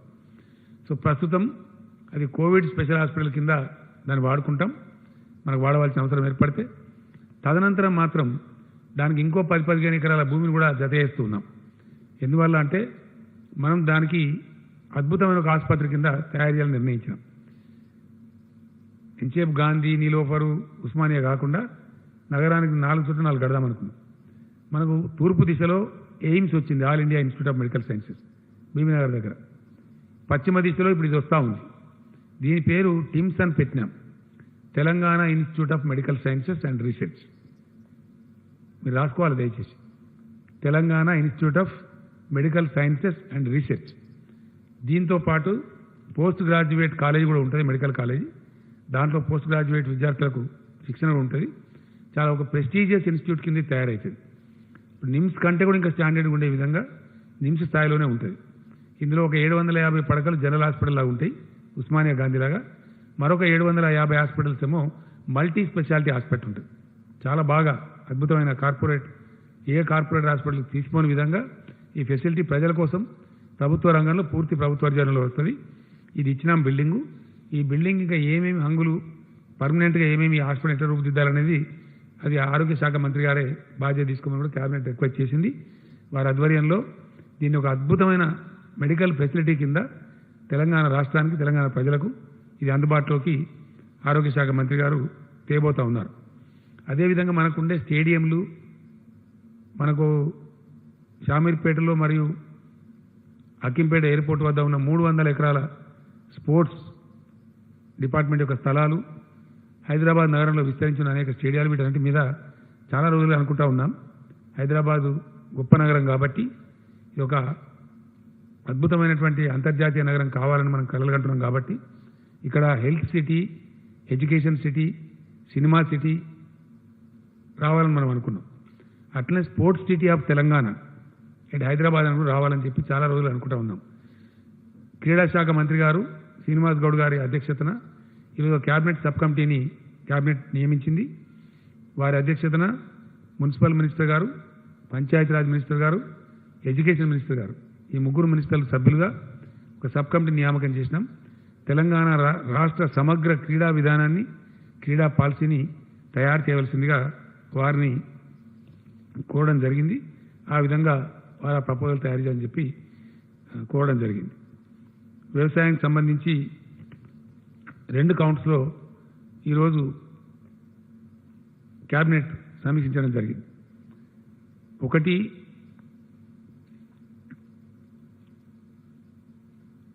నాకు తెలిసి భారతదేశ చరిత్రలో ఎప్పుడు ఎక్కడ జరగని విధంగా, ఈవెన్ ఇప్పుడు కూడా ఏ రాష్ట్రంలో జరగని విధంగా ఒక తెలంగాణ రాష్ట్రంలో మాత్రమే రైతులు పండించిన పంటలన్నీ ప్రభుత్వం కొంటా ఉంది. ఇది first time in the Indian history. ఈ కోవిడ్ సందర్భంలో, కరోనా వ్యాధి సందర్భంలో కూడా ఏ రాష్ట్రం కూడా కొంటలేదు ఇండియాలో. తెలంగాణ రైతాంగం మీద మాకున్న ప్రత్యేక శ్రద్ధ, ప్రేమ కనబరచాలి, వాళ్ళని బాగు తీసుకురావాలి, ఖచ్చితంగా బాగు చేయాలి. ఎందుకంటే ఇక్కడ ఒక మాట నేను చెప్పాలి, ఖచ్చితంగా చెప్పాలి. ఒక చిన్న విషయం నేను మొన్న చెప్పిన తర్వాత నాకు చాలామంది ఫ్రెండ్స్ కూడా మాట్లాడినారు. కొన్ని ఆశ్చర్యకరమైన విషయాలు ఉంటాయి. ఈరోజు నిన్నో ఒక రిపోర్ట్ వచ్చింది ఒక ఇంటర్నేషనల్ జర్నల్లో. ప్రపంచం మొత్తం అతలాకుతలమైన ఈ సందర్భంలో రేపు రాబోయే రోజులలో భోజనానికి కూడా ఇబ్బందులు వస్తాయి, వరల్డ్ రేషన్ పాటించాల్సిన అవసరం ఏర్పడుతుందని చెప్పారు. వరల్డ్ రేషన్ రెగ్యులేట్ చేసుకోవాల్సి వస్తుంది, చాలా దారుణమైన పరిస్థితులు ఏర్పడే ప్రమాదం ఉందని కూడా నిపుణులు తమ నివేదికలు ఇస్తూ ఉన్నారు. అంటే వ్యవసాయానికి ఎంత ఇంపార్టెన్స్ ఉందో దాన్ని బట్టి మనకు అర్థమవుతూ ఉంది. మనది ప్రధానంగా వ్యవసాయక దేశం. రైతాంగాన్ని, వ్యవసాయాన్ని బాగా నిర్లక్ష్యం చేయబడతా ఉంది ఈ దేశంలో. కానీ తెలంగాణ ప్రభుత్వం చాలా కమిట్మెంట్తోని అనేక స్కీములు తెచ్చి రైతు బంధు, రైతు బీమా, 24 hours ఉచిత విద్యుత్తు, సత్వర ప్రాజెక్టు నిర్మాణం, 6 నెలలు పంటల ప్రాజెక్టు ద్వారా నీటి సరఫరా, ఇవన్నీ చేసి చూపించినాం, ప్రాక్టికల్గా జరిగినాయి. శ్రీరామ్ సాగర్ ప్రాజెక్టు చరిత్రలో ఎప్పుడు కూడా కాకతీయ కాలువ 6 మాసాల పాటు నిరంతరంగా నీళ్ళు ఇవ్వలే.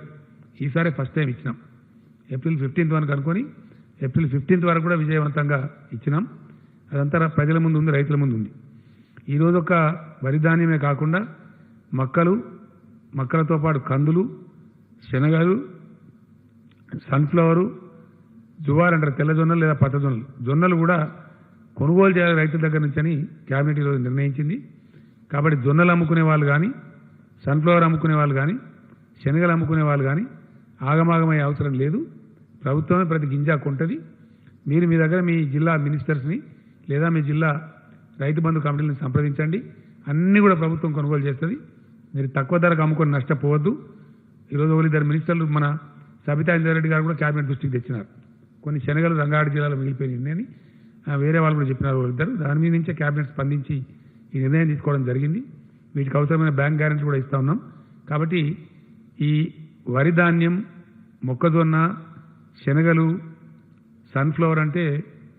పొద్దుతిరుగుడు పంట. తర్వాత జొన్నలు, జువారి అంటాం మనం, తెల్ల జొన్నలు లేదా పచ్చ జొన్నలు. ఇవి తక్కువ ధరకు మీరు అమ్ముకోవద్దు, ప్రభుత్వమే కొంటది, మినిమం ప్రైస్ కొంటది. కాబట్టి మీరు దాని గురించి ఇబ్బంది పడే అక్కర్లేదు. అది చేయమని చెప్పి నేను కోరుతా ఉన్నా. ధాన్యం సేకరణ చాలా విజయవంతంగా జరుగుతూ ఉంది, చక్కగా జరుగుతూ ఉంది. అది అదేవిధంగా కొనసాగి కంప్లీట్ కావాలని చెప్పి కూడా ఈరోజు కేబినెట్ అధికారులను ఆదేశించింది, వ్యవసాయ శాఖను ఆదేశించింది. ఆ రకంగా చాలా అద్భుతమైనటువంటి ఫలితాలు వస్తాయి. మంత్రి గారు కూడా యాక్టివ్గా పనిచేస్తూ ఉన్నారు. కింద డౌన్ ద లైన్ వ్యవసాయ శాఖ అధికారులు, మార్కెటింగ్ అధికారులు కూడా చక్కగా సమన్వయం చేస్తూ ఉన్నారు. వాళ్ళు అదేవిధంగా పనిచేయాలని చెప్పి వాళ్ళందరినీ కోరుతూ ఉన్నాం. అదేవిధంగా వర్షాకాలంలో మనం ఆన్గోయింగ్ ప్రాజెక్ట్ కంప్లీట్ చేసినాం. కాళేశ్వరం ప్రాజెక్ట్ కంప్లీట్ అయింది. ఈరోజే కాళేశ్వరం నీళ్లు సిద్దిపేటకు చేరుకున్నాయి. కొద్ది రోజులలోనే కొండపోచమ్మ సాగర్ దాకా కూడా వస్తాయి. కాబట్టి అనుకున్న లక్ష్యం దిశగా కాళేశ్వరం పరుగులు పెడతా ఉంది. అది ఖచ్చితంగా జూన్ నుంచి మొత్తం ఏరియాకు నీళ్ళు వస్తాయి, మనం అనుకున్న పద్ధతిలో వస్తాయి. కాబట్టి ప్రాజెక్టు ఆధారిత, బోర్ ఆధారిత లేదా వర్షాధారిత రూపంలో తెలంగాణ వర్షాకాలంలో, రాబోయే వర్షాకాలంలో వ్యవసాయ శాఖ వేసుకున్న అంచనాల ప్రకారం 1,35,00,000 ఎకరాలలో సాగు జరిగేటువంటి అవకాశం ఉంది, పంటలు వేసే అవకాశం ఉంది. మరి దానికి చాలా పెద్ద ఎత్తున యూరియా కావాలి. 21 లక్షల టన్నుల యూరియా కావాలి మనకు. ఆల్మోస్ట్ అన్ని ఎరువులు కలిపి 21.5 అంటే డిఏపి అవన్నీ కలిపి యూరియా. సో అట్లా మొత్తం మీద 21.5 లక్షల టన్నుల ఎరువులు అవసరం మనకు. దాని సేకరణలో మంత్రి గారు బాగా నిమగ్నమై ఉన్నారు, రివ్యూ చేస్తూ ఉన్నారు. We are successful. ఎటువంటి లోటు రాకుండా రైతులకు ఎరువులు సరఫరా కూడా చేయాలని చెప్పి కేబినెట్ నిర్ణయించింది. ఇప్పటికే సంసిద్ధంగా ఉన్నాయి. రైతులతో ఒక మనవి, రైతులకు నా విజ్ఞప్తి ఏంటంటే అందరూ ఒకసారి గుమిగూడి మీద వాడు ఎరువులు కొనుక్కోవడం కాదు. మీకు మే 5 వరకు చాలా వరకు మీకు మీ పంటల కొనుగోలు అయిపోతుంది. 90-95% అయిపోతుంది. ఏ 5% మిగులుతుంది. మే 5వ తేదీ నుంచి మీరు ఫర్టిలైజర్స్ కొనుగోలు చేసుకోవాలి. మీకు సర్కార్ డబ్బులు కూడా ఇస్తూ ఉంది, చెక్స్ కూడా వస్తాయి. కాబట్టి ఆ డబ్బులు తీసుకొని ఎరువు బస్తాలు కూడా లూజు కొనుక్కొని పోతూ ఉండాలి. వర్షాకాలం ఎంతో దూరం లేదు, జస్ట్ 1.5 మంత్లో జూన్లోనే స్టార్ట్ అవుతుంది. కాబట్టి ఎరువుల దుకాణాల కాడ కూడా మళ్ళీ రద్దీ ఏర్పడకుండా, ఎక్కువ మూగకుండా మీ పంటలకు వచ్చిన డబ్బులు తీసుకొని మీరు వెంటనే ఎరువుల కొనుగోలు స్టార్ట్ చేయాలని చెప్పి నేను రైతాంగాన్ని కోరుతా ఉన్నా. ఆ విధంగా చేసినట్టయితే రద్దీ లేకుండా కొనుక్కొని పోవచ్చు. ఇప్పుడు మన దగ్గర కొన్ని స్టాక్స్ ఉన్నాయి, కొన్ని ఇంకా అరేంజ్మెంట్స్ జరుగుతూ ఉన్నాయి. ఉన్న స్టాక్స్ అని అవుతూ ఉంటే మళ్ళీ మిగతా స్టాక్స్ కూడా వస్తూ ఉంటాయి. కాబట్టి రైతులు మే నెలలోనే మీకు అవసరమైనటువంటి ఎరువులు, అది డిఏపి కావచ్చు, కాంప్లెక్స్ కావచ్చు, యూరియా కావచ్చు, కొనుగోలు చేసుకోవడం మంచిది. రద్దీ క్రియేట్ కాకుండా, రష్ క్రియేట్ చేయకుండా ఇప్పటి నుంచి కొనుక్కోవడం మంచిది. కాబట్టి చేయమని చెప్పి కోరుతా ఉన్నాం. వ్యవసాయ శాఖకు ఒక ఆదేశం ఇచ్చినాం. ఎందుకంటే ఇప్పటికిప్పుడు మనం ఫంక్షన్స్కి, పెళ్లిళ్ళకి అనుమతులు ఇవ్వం. మే 7 తర్వాత కూడా బహుశా ఇచ్చే అవకాశం ఉండదు. ఎందుకంటే మళ్ళీ ఒక్కసారి అంత ఓపెన్ చేసి ఫ్లడ్డింగ్ చేయం కాబట్టి చెయ్యం. అంటే దాదాపుగా ఇంకో నెల రోజుల దాకా ఫంక్షన్లు ఉండయి, వేడుకలు ఉండయి, ఇవి కూడా ఉండయి. కాబట్టి ఫంక్షన్ హాల్స్ దండిగా ఉన్నాయి మన రాష్ట్రంలో, గోడౌన్స్ తక్కువ ఉన్నాయి. కాబట్టి ఒక్క నెల కోసమే. కాబట్టి ఈ ఎరువులను నిల్వ చేయడానికి అన్ని మ్యారేజ్ హాల్స్ను సీజ్ చేసి వాటిని వాడుకోమని జిల్లా కలెక్టర్లకు ఆదేశం ఇచ్చినాం. కాబట్టి ఎక్కడికక్కడనే మండల కేంద్రంలో కానీ, తాలూకా కేంద్రంలో కానీ చాలా ఫంక్షన్ హాల్స్ ఉన్నాయి. అక్కడ పెట్టుకోండి. 15-20 రోజులలో మళ్ళీ మీరు ఆ విధంగా వాడుకోవచ్చు. కాబట్టి వాళ్ళకి ఏదైనా మామూలుగా ఇదేంటండి వచ్చే అవకాశం ఉంది, చెప్తాను. సో అట్లా మనకి ఫంక్షన్ హాల్స్ను తాత్కాలిక గోదాముల కింద వాడుకొని ఫర్టిలైజర్ని ఎక్కడికక్కడ రైతులకు అందజేసే ప్రయత్నాలు చేయాలి. ఆ విధంగా జిల్లా కలెక్టర్లు కూడా చర్యలు తీసుకోవాలని చెప్పి రిక్వెస్ట్ చేసినాం. ఈ విధంగా మనకు చాలా పాజిటివ్ పరిస్థితులు కనపడతా ఉన్నాయి. ఫర్టిలైజర్ కార్పొరేషన్ ఆఫ్ ఇండియా రామగుండంలో యూనిట్ పెడతామన్నప్పుడు మనల్ని కొన్ని వసతులు అడిగారు. మనల్ని ఈక్విటీ పెట్టమన్నారు మన వాటా ధనం కింద. మనం కూడా దాదాపు 150 కోట్ల పైచి 170 కోట్ల వరకు కూడా ఈక్విటీ పెట్టినాం. వాళ్ళకి వాటర్ కనెక్షన్ అంటే ఒక 80 కోట్లు ఖర్చు పెట్టి ఇచ్చినాం. అందులో ఆ ఫ్యాక్టరీలో మన వాటా కూడా ఉంది. ఆ ఫ్యాక్టరీ గురించి ఇక్కడనే మనకు లోకల్ ఎరువులు దొరికితే చాలా బాధలు తప్పుతాయి కాబట్టి దాన్ని చేయమని చెప్పినాం. బహుశా జూన్లో ఆ ఫ్యాక్టరీ కూడా అందుబాటులోకి వచ్చే అవకాశం ఉంది. వాళ్ళతో ఫర్టిలైజర్ కార్పొరేషన్ ఆఫ్ ఇండియా వాళ్ళతో వ్యవసాయ శాఖ మంత్రి గారే నిరంజన్ రెడ్డి గారే స్వయంగా మాట్లాడినారు. మోస్ట్ లైక్లీ జూన్లో ఉత్పత్తి ప్రారంభమయ్యే అవకాశం ఉంటుంది. అప్పుడు మనకి ఇంకా కూడా ఎరువుల కొరత బాగా తీరిపోతుంది. ఎక్కడి నుంచో ఉత్తర భారతం నుంచి అక్కడి నుంచి రావడం కాకుండా ఈ విధంగా మన రాష్ట్రం యొక్క ఎరువుల వాడకాన్ని ముఖ్యంగా యూరియా వాడకానికి అది చాలా మనకు ఉపయోగపడేటువంటి ఆస్కారం ఉంటుంది. ఇట్లా రాష్ట్రాన్ని కాపాడుకుంటూ అన్ని రంగాలను కూడా కాపాడుకుంటూ అన్ని రకాల ప్రజలను కాపాడుకుంటూ ముందుకు పోవాల్సిన అవసరం దృష్ట్యా ఇది మనం ఈ రకమైనటువంటి నిర్ణయాలు తీసుకున్నాం, ముందుకు పోతూ ఉన్నాం.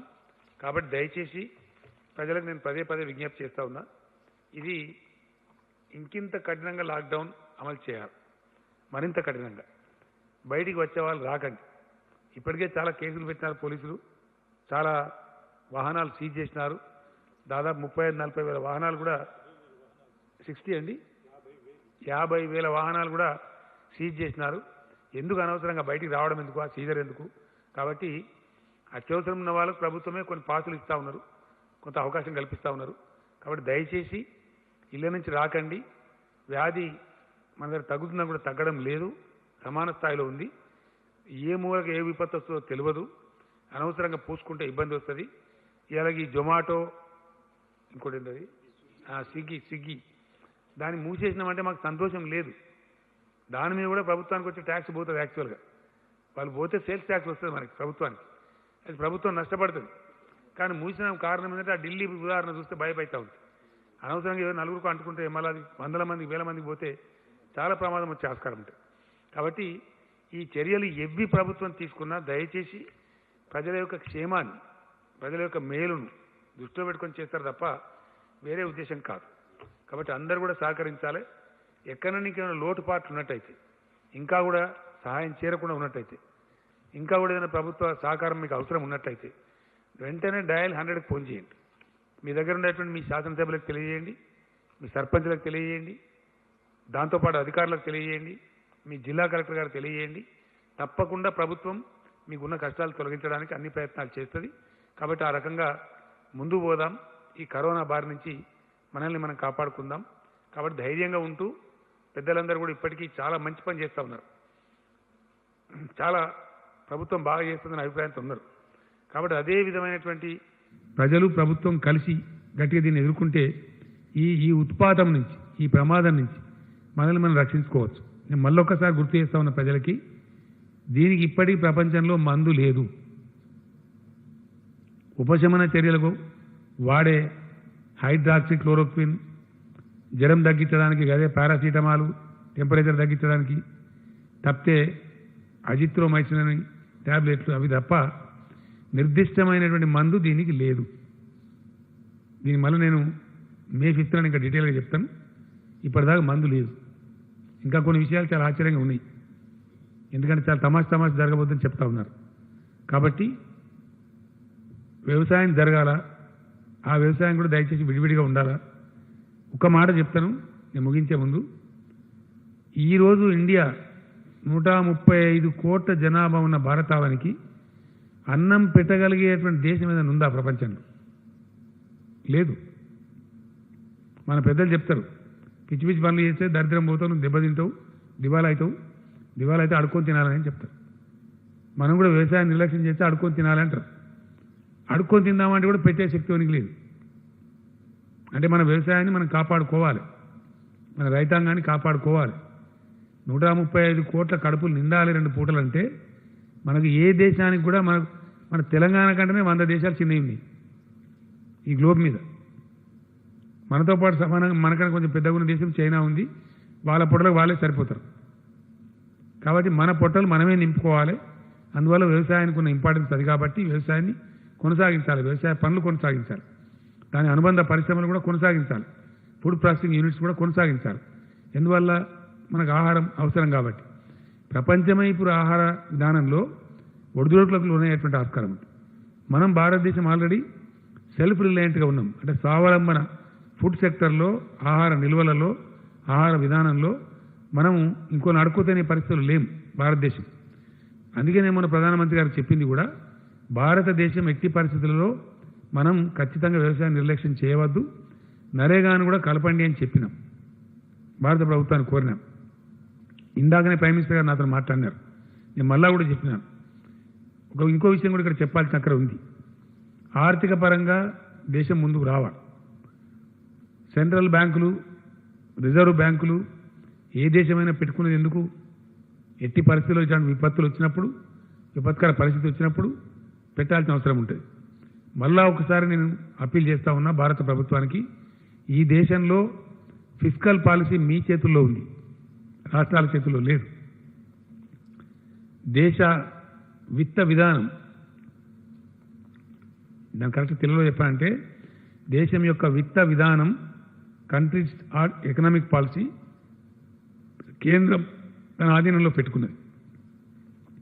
కేంద్ర ఆధీనంలోనే అది ఉంది కాబట్టి ఏం చేయాలన్నా కేంద్రం చేయాలి. కాబట్టి సత్వరమే కేంద్రం నిర్ణయాలు తీసుకున్నాం. ప్రైమ్ మినిస్టర్ గారిని ఇప్పుడు కూడా కోరినాం. Even now I have requested the honourable prime minister, వెంటనే ఎఫ్ఆర్బిఎం పెంచండి రాష్ట్రాలకు. అది మీ మీద పడే భారమేం కాదు, రాష్ట్రాలే తిరిగి తీర్చుకుంటాయి. ఇప్పుడు అవసరం, ఇప్పుడు మేము జీతాలు ఇవ్వలేక బాధపడతా ఉన్నాం, వాళ్ళు అర్ధాకలితో ఉంచుతున్నాం మన ఉద్యోగస్తుల్ని. చాలా చాలా కంజెషన్, ఎందుకంటే భవిష్యత్తు ఏందో తెలియదు కాబట్టి చాలా చూసుకొని నడవాల్సి వస్తూ ఉన్నది. అత్యవసర విభాగాలు కొనసాగాల, వాళ్ళు కష్టం రిస్క్ తీసుకొని పనిచేస్తున్నారు కాబట్టి వాళ్ళని కొంచెం ప్రోత్సహించాలా. ఇవన్నీ బ్యాలెన్స్ చేసుకొని పోవాలి. ఇది చాలా కష్టంతో కూడుకున్న పని. కాబట్టి నేను మొన్న చెప్పిన క్వాంటిటేటివ్ ఈజింగ్ హెలికాప్టర్ మనీ అని చెప్పిన, అది కొందరికి అర్థమైంది, కొందరికి అర్థం కాలేదు. ఈ ఎకానమిస్టులు ఉంటారు, ఆర్థిక శాస్త్రవేత్తలు, వీళ్ళు ఒక ముఠా ఉండరు, వాళ్ళకు రకరకాల ఆలోచనలు ఉంటాయి. ఒక ఆయన దాన్ని మించింది లేదని ఇంకొక ఆయన చెప్తున్నారు, కొంతమంది అయితే పనికిరాదని చెప్తున్నారు. వాళ్ళకంతా భిన్న ధృవాలు ఉంటాయి. ఈ పండితులకు పైత్యం ఎక్కువ. వాళ్ళు జనరల్గా ఏంటంటే రకరకాల భిన్న ఆలోచనలు కలిగి ఉండి భిన్నమైనవి చెప్తారు. నేనేమంటున్నా అంటే, నేను ప్రపోజ్ చేసినటువంటి క్వాంటిటేటివ్ ఈజింగ్ కాకపోతే క్వాలిటేటివ్ ఈజింగ్ ఇవ్వండి, ఇంకో రూపం తీసుకోండి. హెలికాప్టర్ మనీ కాకపోతే ఎయిర్ క్రాఫ్ట్ మనీ ఇవ్వండి. కేసీఆర్ చెప్పిందే చేయనని ఏం లేదు కదా.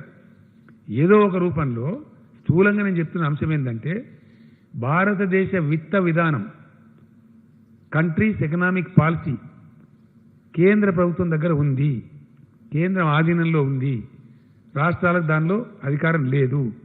కాబట్టి కేంద్రం తక్షణం స్పందించాల్సిన అవసరం ఉంది. ఏ పద్ధతి వీలైతే ఆ పద్ధతి, కేసీఆర్ చెప్పిన పద్ధతి అని అనుకోవడానికి అవసరం లేదు. ఏ పద్ధతి ఉత్తమం అనుకుంటే ఆ పద్ధతిలో రాష్ట్రాలకు అవసరమైన వెసులుబాటు కేంద్రం వెంటనే కల్పించాలి. లేకపోతే ఇబ్బంది వస్తుంది, చాలా ఇబ్బంది వస్తుంది, చాలా ఘోరమైన పరిస్థితులు ఏర్పడే అవకాశం ఉంటుంది, ఒక అరాచకం ఏర్పడే అవకాశం ఉంటుంది. కాబట్టి కేంద్రం ఇంకా తాత్సారం చేయకుండా మేము ఎక్స్పెక్ట్ చేస్తున్నాం. ప్రైమ్ మినిస్టర్ గారు కూడా నాకు ఇప్పుడు ఆశాభంగానే మాట్లాడినారు, చేస్తున్నాం, మా ప్రయత్నం మీద మేము చేస్తున్నాం వారు కూడా చెప్పారు. చాలా పాజిటివ్ నిర్ణయాలు కేంద్రం నుంచి వస్తాయనే మేము ఆశతో ఉన్నాం, ఎదురు చూస్తూ ఉన్నాం. ఆ విధంగా చూద్దాం పరిస్థితులు ఏ విధంగా వస్తాయో, దాన్ని బట్టి ముందు మనం కూడా నిర్ణయాలు తీసుకుంటాం. Thank you. ఆయన కానీ కదా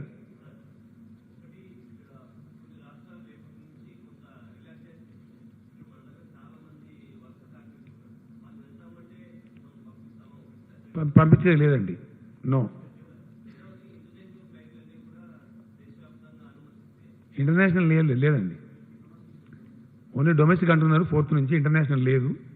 టికెట్ కూడా ఇప్పుడు బుక్ చేసుకోమని విమానయాన సంస్థలు చెప్తున్నది డొమెస్టిక్ వాటికి మాత్రమే. అది May 4th నుంచి అని చెప్తున్నారు. మా దగ్గర May 4th కూడా మేము అనుమతించాం ఎట్టి పరిస్థితులలో, ఓన్లీ ఆఫ్టర్ May 7th. అది May 5th తర్వాత. విమాన ప్రయాణికులకు మేము మనవి చేస్తూ ఉన్నాం, హైదరాబాద్ రాకండి, కష్టాలు కొని తెచ్చుకోకండి. You can come, but you can only come after May 7th, after relaxation by the state government. మాకు ఏ ఒపీనియన్ లేదు, మా ఒపీనియన్ మాకుంది. మేము మా ఒపీనియన్ చెప్పాల్సిన అవసరాలు లేవు, కాంట్రవర్సీలు మేము పోవాల్సిన అవసరం లేదు. కేంద్రం తన నిర్ణయం తను తీసుకున్నది, మేము మా నిర్ణయాలు మేము తీసుకున్నాం. నో సారీ, ఇది ఇంటి అద్దెలకు మాత్రమే.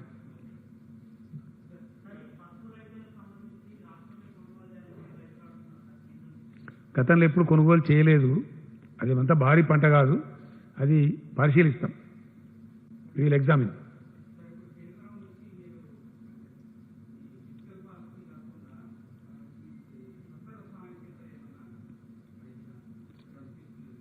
నేను ఏమంటున్నా అంటే అది కేంద్రమే ఆఫర్ చేయాలా? వాళ్ళు ఏం చేసిందంటే నేరుగా ముందు ఒక 1,70,000 crores ప్యాకేజ్ ప్రకటించి ఇచ్చినారు. ఏ రకరకాల పద్ధతిలో ఇచ్చినారు. జన్ధన్ ఖాతా ఉన్న ఒక 500 రూపీస్ వేయటం, బియ్యం ఇవ్వటం, ఇట్లాంటి కొన్ని కార్యక్రమాలు చేసినారు. ప్రధానమంత్రి గారు స్వయంగా చెప్పినారు, పథకాలు కలిపి ఇవ్వండి, ఇందులో పోటీ అవసరం లేదు, డబ్బు దుబారా వద్దు, ఎంత అవసరమో అంత ఇవ్వండి అని చెప్పినారు. మొత్తానికి జరుగుతూ ఉంది. మేమేమంటున్నామంటే అది పేదలను ఆదుకోవడానికి, అనుకోకుండా వచ్చిన ఉత్పాతాన్ని ఆదుకోవడానికి, తాత్కాలిక ఉపశమన చర్యలకి అది దోహదపడుతుంది. ఇప్పుడు సపోజ్ మేము ఇస్తున్నాం, బియ్యం ఇస్తున్నాం, 12 కిలోలు ఫ్రీ ఇస్తున్నాం, ఒక 1,500 రూపాయలు ఇస్తున్నాం. అది మినిమం గ్యారంటీ. కనీసం కూరో కాయో పప్పో పులుసో తినడానికి ఉపయోగిస్తుంది. మొత్తానికి కాదు. మొత్తానికి జరగాలంటే రాష్ట్రాలు ఆర్థికంగా పటిష్టంగా ఉండాలి. ఉంటే పాలసీలు కరెక్ట్ చేయగలుగుతారు. సపోజ్ మిమ్మల్ని అడిగింది ఏంటంటే, ఫర్ ఎగ్జాంపుల్ మేము ధాన్యం కొంటున్నాం రైతు దగ్గర నుంచి. దాన్ని మేము మొత్తం ఇవ్వలేం, వరి ధాన్యం మేరకు ఎఫ్సీఐకి ఇస్తే ఎఫ్సీఐ వాళ్ళు ధాన్యం తీసుకోరు, బియ్యం తీసుకుంటారు మన దగ్గర. దాని కస్టమైజ్డ్ మిల్లింగ్ ఎఫ్సీఐకి ఏ గ్రేడ్లో అవసరం ఉంటుందో ఆ స్థాయికి మిల్లింగ్ చేసి మనం ఇవ్వాలి. ఇదంతా ప్రాసెస్. ఇదంతా అయిపోయి చివరి రూపాయి మనకు రావడానికి ఎఫ్సీఐకి మనం ఇస్తే, ఎఫ్సీఐ మనకిస్తే ఈ మధ్యలో ఒక 4, 5, 6 నెలలు పడుతుంది. ఇంత స్పీడ్గా చేసినప్పుడు పడితే ఆ టైంలో వచ్చే ఇంట్రెస్ట్ ఏదైతే ఉంటుందో ఈ అప్పు మీద, అది రాష్ట్ర ప్రభుత్వం మీద పడుతుంది. దాన్ని మాఫీ చేయండి అని అడిగినాం మనం. అది భారం కానియకండి రాష్ట్రం మీద, దాన్ని మాఫీ చేయండి, ఆదేశం ఇవ్వండి, మీరు ఆర్బీఐ ద్వారా బ్యాంకులకు ఆర్డర్స్ ఇవ్వండి అని అడిగినాం. అదేం గొంతెమ్మ కోరిక కాదు కదా, కేంద్రం చేయవచ్చు. నేను ప్రైమ్ మినిస్టర్ గారికి అదే చెప్పిన. క్వాంటిటేటివ్ ఈజింగ్, హెలికాప్టర్ మనీ అట్లా పెట్టినా ఇవన్నీ చేయొచ్చు కదా అర్జెంటుగా. రాష్ట్రాల యొక్క రుణ పరిమితి పెంచవచ్చు, నథింగ్ ప్రివెంట్స్. ఇట్లాంటివి నేను చెప్పినటువంటి వాటి సడలింపులు ఇవ్వవచ్చు, నథింగ్ ప్రివెంట్స్. మేము ఇంకోటి అడిగినాం, ఈ 6 months ఎకానమీ దెబ్బతింటాం కాబట్టి first quarter of 2021 and second quarter మేము రాష్ట్ర ప్రభుత్వాలు చెల్లించే అప్పులు ఉన్నాయి. అందులో మేము 2 రకాల అప్పులు ఉంటాయి మాకు. కేంద్రానికి రిజర్వ్ బ్యాంక్ పూచి ఉండి ఇచ్చినటువంటి అప్పులు ఉంటాయి, దాన్ని ఎఫ్ఆర్బిఎం లోన్స్ అంటారు. అదర్ దాని ఎఫ్ఆర్బిఎం లోన్స్ మా జిఎస్డిపి అగెన్స్ట్గా మేము తీసుకునేవి ఉంటాయి. సపోజ్ మనం కాళేశ్వరం ప్రాజెక్ట్ తెచ్చుకున్నాం, బాలమూరు తెచ్చుకున్నాం, ఆర్ఈసీ నుంచి కానీ పిఎఫ్సి నుంచి కానీ తెచ్చుకున్నాం. వాటిని డిఫర్మెంట్ అడిగినాం. వాటిని ఏమడిగినామంటే వాయిదా వేయించండి అని అడిగినాం. వాయిదా వేయించే అధికారం మాకుంటే మేమే డీల్ చేసుకుందాం ఆ సంస్థలతో. అధికారం మాకు లేదు. ఆ పాలసీ సెంటర్ తన దగ్గర పెట్టుకున్నది. కాబట్టి సెంటర్ హ్యాస్ టు ఇంటర్వీన్ అని చేయాలని చెప్పినాం. ఇట్లాంటి అయినా సరే తొందరగా చేయాలని మేము కోరుతున్నాం. మల్లేశం గారు, ఎఫ్ఆర్బిఎం కానీ ఈ రకమైనటువంటి ఖచ్చితంగా ఎట్టి పరిస్థితుల్లో చేయాలని చెప్పి కోరుతున్నాం మేము. నథింగ్ రాంగ్ కదా. ఇది కేంద్రం మీద పడే భారం ఏం లేదు, భారం మా మీదనే పడుతుంది, రాష్ట్రాల మీదనే పడుతుంది. వాళ్ళు they have nothing to lose. కాబట్టి they can easily do it. ఇవైనా సరే తాత్సారం చేయకుండా, ఆలస్యం చేయకుండా మీరు చెయ్యండి అని ఇంతకుముందే జస్ట్ ½ an hour బిఫోరే నేను ప్రైమ్ మినిస్టర్ గారిని మళ్ళీ ఒకసారి రిపీటెడ్ కోరినాను.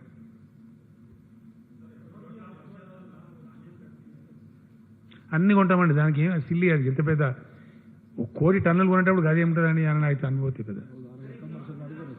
ఒకరోజు ఆరబెట్టి మళ్ళీ కొనేస్తారండి పెద్ద. నాకు తెలిసి లిమిటెడ్గా నడుస్తున్నట్టున్నాయి, దానిలో చూడలేదు, దాన్ని పరిశీలన చేయాలి, నాకు ఐడియా లేదు.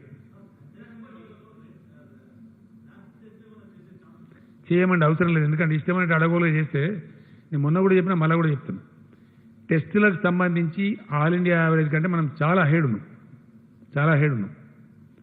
వ్యాధి విస్తరణకు సంబంధించి మనం ఎక్కువ ఉన్నాం, మనం మంచిగా ఉన్నాం. అవన్నీ ఇచ్చిన మీకు వివరాలు మీ పేపర్లో ఉన్నాయి. క్వశ్చన్లు రావద్దని మీకు పేపర్లు ఇచ్చినాం మేము. డెత్ రేట్లో కూడా మనం చాలా మెరుగ్గా ఉన్నాం. కాబట్టి ఏది పడితే అది అడగోలుగా చేసి ప్రైవేట్కి ఇచ్చి ఇటు ఇచ్చి కొంతమంది కొన్ని అభిప్రాయాలు ఉన్నాయి. కాబట్టి మేము మా కంట్రోల్లోనే ఉంచుకోవాల్సింది. ఇది ప్రత్యేకమైన పరిస్థితి. ఎందుకు మేము గచ్చిబౌలి అర్జెంటుగా 1500 హాస్పిటల్ ఎందుకు తయారు చేసినాం? మాకైతే చాలా నియంత్రణ ఉంటుంది, కంట్రోల్ ఉంటుంది. ఒక్క చేమికెళ్ళి 12 అంటారు చూడండి మన ఊళ్ళల్లో, అప్పుడు ఏమైందంటే తెలుస్తుంది మనకి ఏం జరుగుతుంది, స్టేటస్ ఏంది, కరెక్ట్ ఏంది, మంచి ఏంది, చెడ్డ ఏంది, కంట్రోల్ ఉంటుంది. మా శక్తి మించినప్పుడు తప్పకుండా ప్రైవేట్ ఇన్వాల్వ్ చేస్తాం. ఇలా 1500 పర్ డే టెస్టింగ్ కెపాసిటీ ఉంది మనకి, ఇనిషియల్గా ఉన్నట్టు లేము. కాబట్టి ఖచ్చితంగా గవర్నమెంట్లోనే టెస్టులు జరుగుతాయి, గవర్నమెంట్లోనే జరుగుతుంది. అత్యవసరం అయితే తప్ప అటువంటిది అవసరం లేదు మనకి ప్రస్తుతానికి. అవసరమైనప్పుడు తప్పకుండా ఆలోచన చేస్తాం. ఒక్కరండి.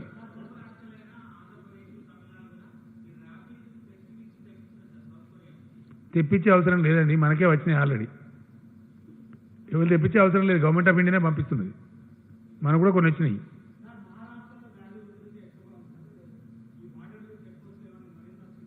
చేసినాం, ఆల్రెడీ చేసినాం. మనకంటే ఎక్కువ ప్రజలే చేసినారు. వాళ్ళకి దండం పెట్టాలి. ఎందుకంటే అన్ని గ్రామాల ప్రజలు కూడా రోడ్లను తవ్వేసిందండి, మాకు రావద్దని చెప్పి. ఇంకా తమాషా ఏంటంటే హైదరాబాద్ నుంచి పోతే ఊళ్ళో కూడా ఊరు వ్యక్తులను కూడా రాణిస్తలేరు. మీకు కూడా తెలిసి ఉంటే కొన్ని ఉదంతాలు అంత కఠినంగా ఉన్నాయి. గ్రామాలు బాగా నియంత్రణ పాటిస్తున్నారు వాళ్ళు.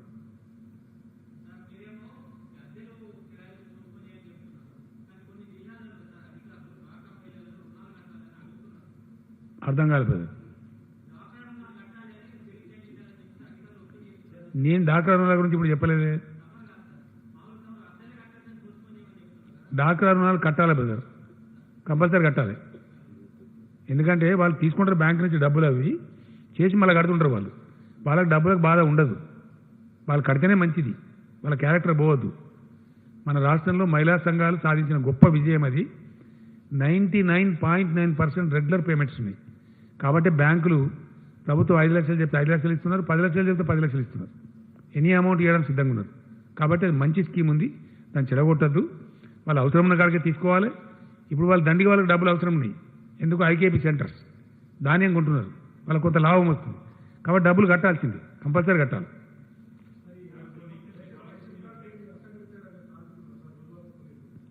నేనేం చెప్తున్నా అంటే ఎవరన్నా ఇబ్బంది ఉంటే, మేమందరం ఆదుకుంటున్నాం, ఇబ్బంది ఉంటే ప్లీజ్ డయల్ 100. రైట్. ఏందండి ఏ విషయంలో తప్పట్టిందండి? ఏ దానిలో వాళ్ళు ప్రభుత్వానికి వచ్చినప్పుడు చాలా గొప్పగా చేయమని చెప్తామండి. గరీబ్ వాళ్ళు ఎందుకంటే అనవసరం వాళ్ళ గురించి ఏం అర్థం పర్థం ఉండాలి కదా మాట్లాడడానికి. ఇప్పుడు మీకు ఇచ్చిన కాగితం ఉంది కదండి, దట్ ఇస్ అఫీషియల్ రికార్డ్. మీకు ఇచ్చిన కాగితం ఏదైతుందో that's official record. All India గురించి అయితే మేము తప్పు చెప్పలేం కదా, మేము చెప్తాం అనుకుంటారా? We are ahead of all India average. We are much better than so many states. ఈ గవర్నమెంట్ యొక్క పనితనానికి గది నిదర్శనం. ఎవరో ఆపోజిషన్ ఏం ఆపోజిషన్ ఉన్నారు.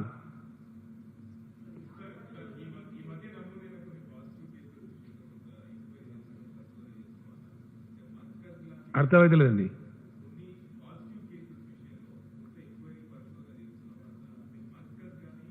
ఏం పరిశోధన లేదు. కంటిన్యూ చేస్తారు కదండి. అది ఒక ట్రావెల్ హిస్టరీ కాదు, మీకు తెలియదు, దానికి చాలా ఉంటాయి బాధలు. ప్రతి కేసుకు చేస్తారు అది, ఎవ్రీ కేసు. ఏడ తిన్నాడు, ఎవరింటికి పోయిండు, ఏం తిన్నాడు, హోటల్లో తిన్నాడా, ఏ గ్లాసులో మంచినీళ్ళు దాన్ని కూడా చూస్తారు. అది ఇంకొంత మనకు అంటుకుంటారు కదా. చాలా స్ట్రిక్ట్ మెజర్స్ ఉంటాయి, అవి చాలా కఠినంగా చేస్తారు. దానిలో అనుమానమే అవసరం లేదు దయచేసి. ఎవరన్నా కానివ్వండి, అనుమానితులు ఉంటే ఖచ్చితంగా చేస్తారు. పాజిటివ్ వచ్చిన కేసులను అయితే వదలరు. కంపల్సరీ వాళ్ళ సరౌండింగ్స్, వాళ్ళ కథ కంటైన్మెంట్లో చాలా స్ట్రిక్ట్గా ఉంటారు. నేను ఎందుకు చెప్తున్నాను దయచేసి మీరు అర్థం చేసుకోవచ్చు. ఇక్కడ ఏంటంటే పాయింట్, వ్యాధి ఇక్కడ ఉన్నది ఏం తెలుసున్నానండి. సింపుల్ ఇష్యూ, చాలా సింపుల్. మనం సింప్లిఫై చేద్దాం. మీరు మంచి క్వశ్చన్ అడిగింది, నేను మంచి జవాబు చెప్తాను. ఇక ప్రజలకు పోతుంది, ప్రజలకు పోవాలి నేను కోరుకుంటున్నాను. బోరు కొట్టినా సరే నేను మళ్ళీ రిపీట్ చేస్తాను. ప్రపంచంలో ఇప్పటికీ దీనికి సరి అయిన మందు లేదు.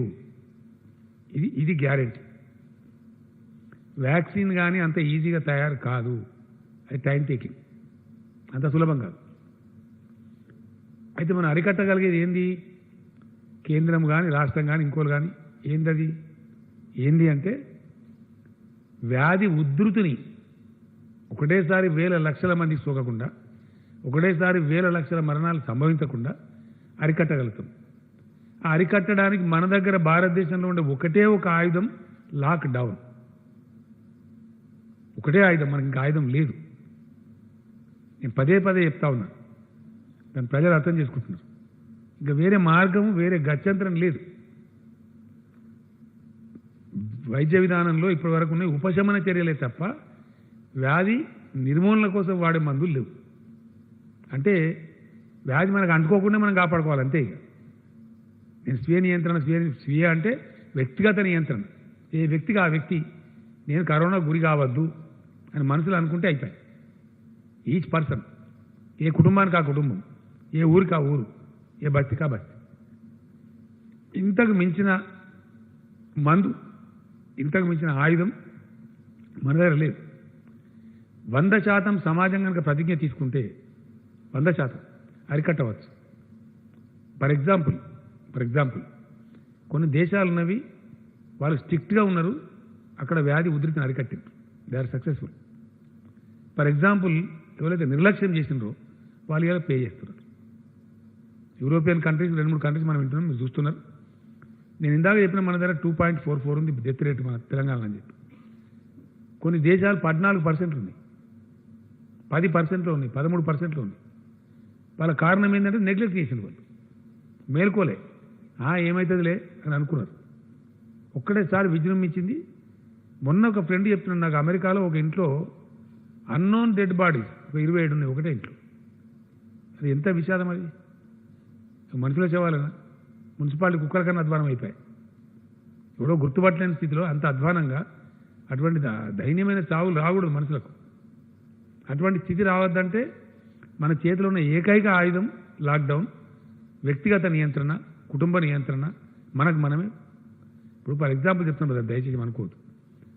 కొంతమంది దుర్మార్గం చేస్తున్నారు అక్కడక్కడ, కొంతమంది పిచ్చిపాళ్ళు బాధితారహితంగా చేస్తారు. కూరగాయలకు నాకు చాలామంది చెప్పినారు, ఓల్డ్ సిటీ ఎమ్మెల్యే చెప్పినారు నాకు, మజ్లిస్ పార్టీలో, సార్ మీరు పొద్దు నుంచి సాయంత్రం దాకా కుల్లా పెట్టిండ్రు, 4 గంటలు చాలదా సార్, మిగతా టైం అంతా కర్ఫ్యూ పెట్టమన్నారు. కాదు నాయన, మా కర్ఫ్యూ పెట్టడం మాకేం కాయిష్ కాదు. ఉద్దేశం ఏంది, ఎక్కువ పీరియడ్ ఉంటే స్టాగర్ అవుతారు, కానీ ఒకటేసారి గుంపులు చేరరు, ఆ వెసులుబాటు ప్రజలకు ఉండాలి, ఒకటేసారి పోయి అక్కడ పడద్దు షాపుల మీద అని మనం ఉదయం నుంచి సాయంత్రం దాకా పెట్టుకున్నాం. 7 o'clock నుంచి కర్ఫ్యూ పెట్టుకున్నాం. అది ప్రభుత్వం సదుద్దేశంతో ఇచ్చినప్పుడు దాన్ని అట్లే వినియోగం చేయాలి. కొంతమంది ఉదయం పూట పోవచ్చు, కొంతమంది మధ్యాహ్నం పోవచ్చు, కొంతమంది ఈవినింగ్ 4 o'clock పోవచ్చు. అది బుద్ధిమంతులతనం ప్రజలే ప్రదర్శించాలి. గృహాల పెద్దలు, కాలనీల పెద్దలు ప్రదర్శించాలి. కంటైన్మెంట్ ఏరియా ఉంది, 100% కూరగాయలు వాళ్ళ ఇళ్ళకి పంపిస్తూ ఉన్నాం. వాళ్ళు ఎక్కడికి పోయే అవసరం లేదు, ప్రతి ఒక్క విషయం పంపిస్తూ ఉన్నాం. పాల కాడ నుంచి కూరగాయలు, నిత్యావసర సరుకులు, దే నీడ్ నాట్ కమ్అవుట్. ఈ కంటైన్మెంట్ అని చెప్తే అదేం భయపడాల్సిన అవసరం లేదు. ఎంటైర్ కంటైన్మెంట్ చేసిన ఏరియాస్లో 80,000 మంది ప్రజలే ఉన్నారు జనాభా చూస్తే, మొత్తం రాష్ట్రం లేదు. కాబట్టి అంతవరకు కాపాడితే ఏంటంటే నిజంగా serious containment. The very meaning of containment అంటే నిలువరించడం, ఆపటం, దాన్ని అక్కడనే బ్రేక్ కొట్టడం. కాబట్టి అది పాటించాలి. ఇక ప్రభుత్వం ఇంత పదే చెప్తున్న తర్వాత పాటించాలి. నా రిక్వెస్ట్ ఏంటంటే మొన్న నేను చేయించిన సర్వేలో మాత్రం 100% ప్రజలు పొడిగించండి అని చెప్పినారు, ఈ సడలింపులు ఇవ్వద్దని చెప్పినారు. మా నిర్ణయం ప్రజా నిర్ణయం, ఇది మా సొంత నిర్ణయం కాదు ప్రభుత్వంది. 19 నాడు క్యాబినెట్ ఉంటుంది, నిర్ణయం చేయాల్సిన అక్కడ ఉంటుందని చెప్పిన తర్వాత నేను సర్వే చేయించిన. మా ఎమ్మెల్యేలు చేసినారు, మా మినిస్టర్లు చేసినారు, ఆఫీసర్లు చేసినారు, చాలా కన్సల్టేషన్ చేసినాం. మెజారిటీ అభిప్రాయం, చాలామంది జర్నలిస్ట్ మిత్రులు చాలామంది చెప్పినారు, ఖచ్చితంగా కంటిన్యూ చేయండి సార్, మన రిస్క్ వద్దని కూడా చెప్పినారు. మాకేమి ప్రజలు ఇబ్బంది పెట్టడం ఇష్టం ఉంటుందా? ఆదాయం వస్తలేదు ప్రభుత్వానికి, మొత్తం 130 కోట్లు 140 కోట్లు వచ్చింది ఈ నెలలో. ఒక నెల మీద మనకు అన్ని రకాలు కలిపి 15,000 crores రావాలి, 15,000 కోట్లు. మనం కొన్ని పేపర్లు తప్పు రాసినాయి, ఏప్రిల్ మాసానికి 4,000 కోట్లు, ఏప్రిల్ మాసానికి కాదు, మనకు మామూలుగా వచ్చేదే మన సొంతమే 12,000 కోట్లు.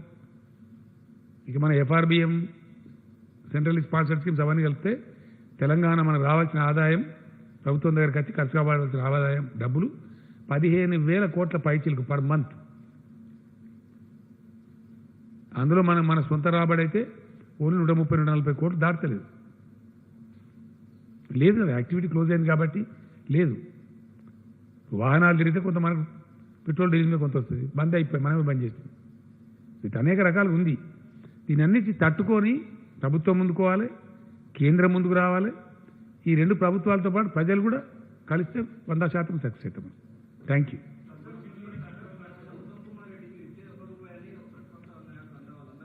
ఈ గాల గురించి నేను మాట్లాడదలుచుకోలేదండి. నేనేమంటే మేము మాట్లాడదలుచుకోలేను కదా, నో కామెంట్స్. క్यों काय क्या वास्ते అదేం లేదు బ్రదర్, అన్ని అంతరా control. Old city new city ఏం తేడా లేదు, అంతరా కంట్రోల్నే ఉంది. కంటైన్మెంట్ ఎవరు ఉల్లంఘించినా చాలా తీవ్ర చర్యలు ఉంటాయి. No exemption for any religion anybody, no. లేదండి, ఏం ఆలోచించలేదు. Only May 5th we will take a call on May 5th. May 5th నాటికి ఉండే పరిస్థితులను బట్టి నిర్ణయం చేద్దాం. Thank you.